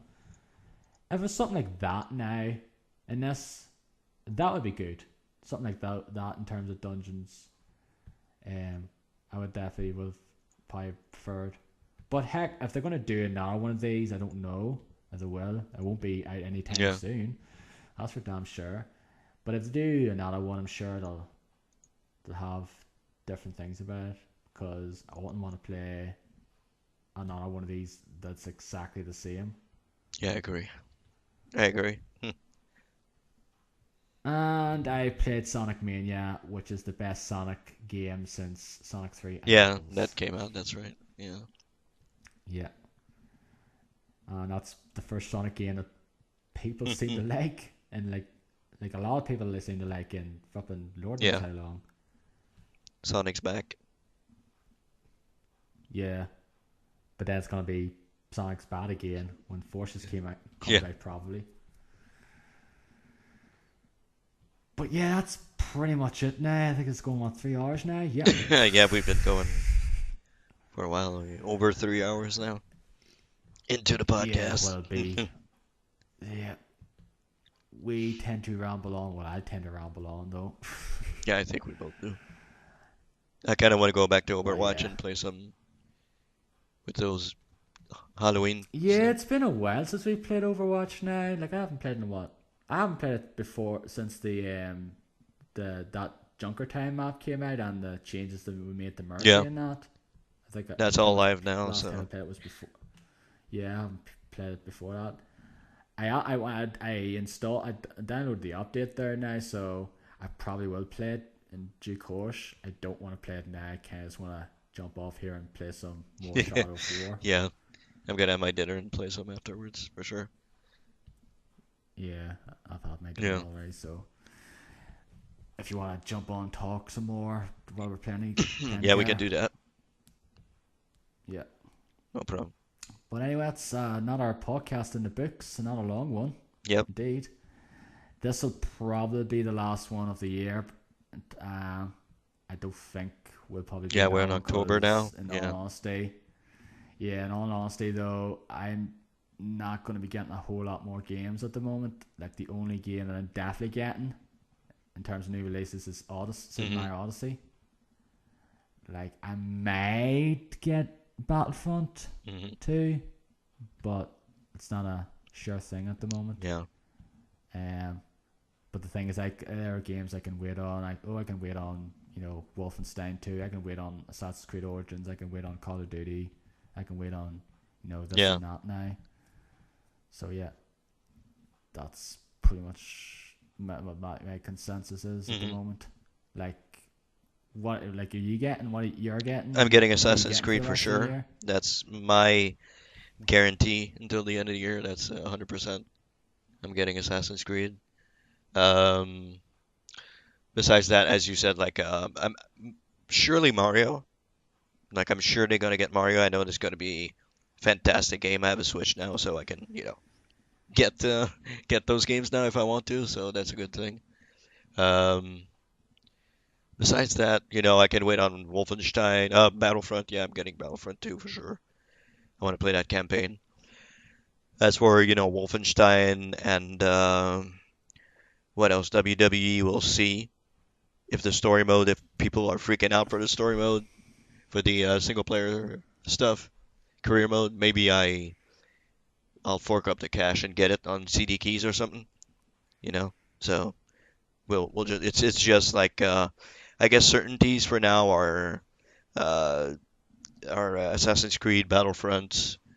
Those are pretty much locked in for me. As for Mario and the rest, we'll see how it goes. Yeah, from there. Mario Odyssey is really the only one for me at the moment. It's like, but yeah, I said that before this month happened. I was like, oh, we're just gonna get in hot and 10 Mario Odyssey this month, and then end up getting Shadow of War, and end up being one of my biggest surprises of the year for liking as much as I do at the moment though. But like I say, that could change. I could come like a month down the line and say if we did it on a podcast, we're not going to do though. But I said, oh man, I like this game at the start, but just turn to shit afterwards. Yeah, we don't know when the micromanagement steps in. Maybe we'll just fall off of the thing. I don't think so, but we'll just have to wait and see how long we last with this game. So which we're gonna go play soon. But as soon as we end this. Like I am going to the last step, so will probably be the Game of the Year. Game of the Year ones, which I always enjoy doing. Yep. The 6-hour that won't be fun marathon. 5 hours extravaganza. So anyway, I don't think there's anything else for us to talk I don't think about. so. Well, did you see the movie? Did you go see Kingsman? No, I didn't see Kingsman today. Well, no, I just didn't bother. Okay. Well, I'll probably go see it next week. I bought my tickets for Star Wars. So I'm ready for December. I have my tickets ready. That came out this week, that trailer, and I think a lot of people watched it. Yep. That I was sold. I mean, I was pretty much sold, but that trailer made me say, "Yep, well, it's gonna be great. It's gonna be fantastic." He had you frothing at the mouth, going, "Oh yes!" Like, I think I'm, not a whole lot of trailers make me go, "Oh my god," just freaking out. But those trailers, I'm always like, "Oh man, I love these." I love watching each new Star Wars thing that comes out. Very excited for this movie. I have my own theories of what's going to happen, but we'll see if they're right or wrong. What's going to happen with that? So we'll see. So yeah, that's pretty much it for me. I guess we'll 3 hours and 10 minutes in almost. So I think we're gonna end this Yeah, we'll go on before we start talking about wrestling. That's happened before. Oh no. To be honest, there's nothing much to talk about though. I've hardly been watching. Yeah, anyway. I don't watch Raw or SmackDown. I just watch the pay-per-views. That's pretty much it. So. Yeah. Yep. I think a lot of people tend to do that anyway. Now, yeah, people don't. Yeah, because I think 3 hours of Raw and 2 hours of SmackDown, back to back. If you have a pay-per-view in there, It's like what 8 hours of wrestling. That's a little bit too much. Let's say 6 hours just Yeah, NXT or 6 hours. so. Yeah, exactly. If you have Yeah, a pay-per-view, it's 9 to 10 hours. So yeah, no. yeah. That's a it's way too Yep. fucking long. Plus, like they've put a lot of stuff on their YouTube channel anyway. So if you just want to get a condensed thing of what occurred, you could just watch like the part of the matches or part of the promo segments and stuff Yeah, like that exactly. anyway. That's pretty much what you can do if you don't want to watch everything. Yeah, that's what I do Yep, sometimes anyway. So pretty much. right, Yeah. let's end this now. Goodbye, adios, sayonara, Avita saying Yep, that's it. goodbye. We're gone. Bye.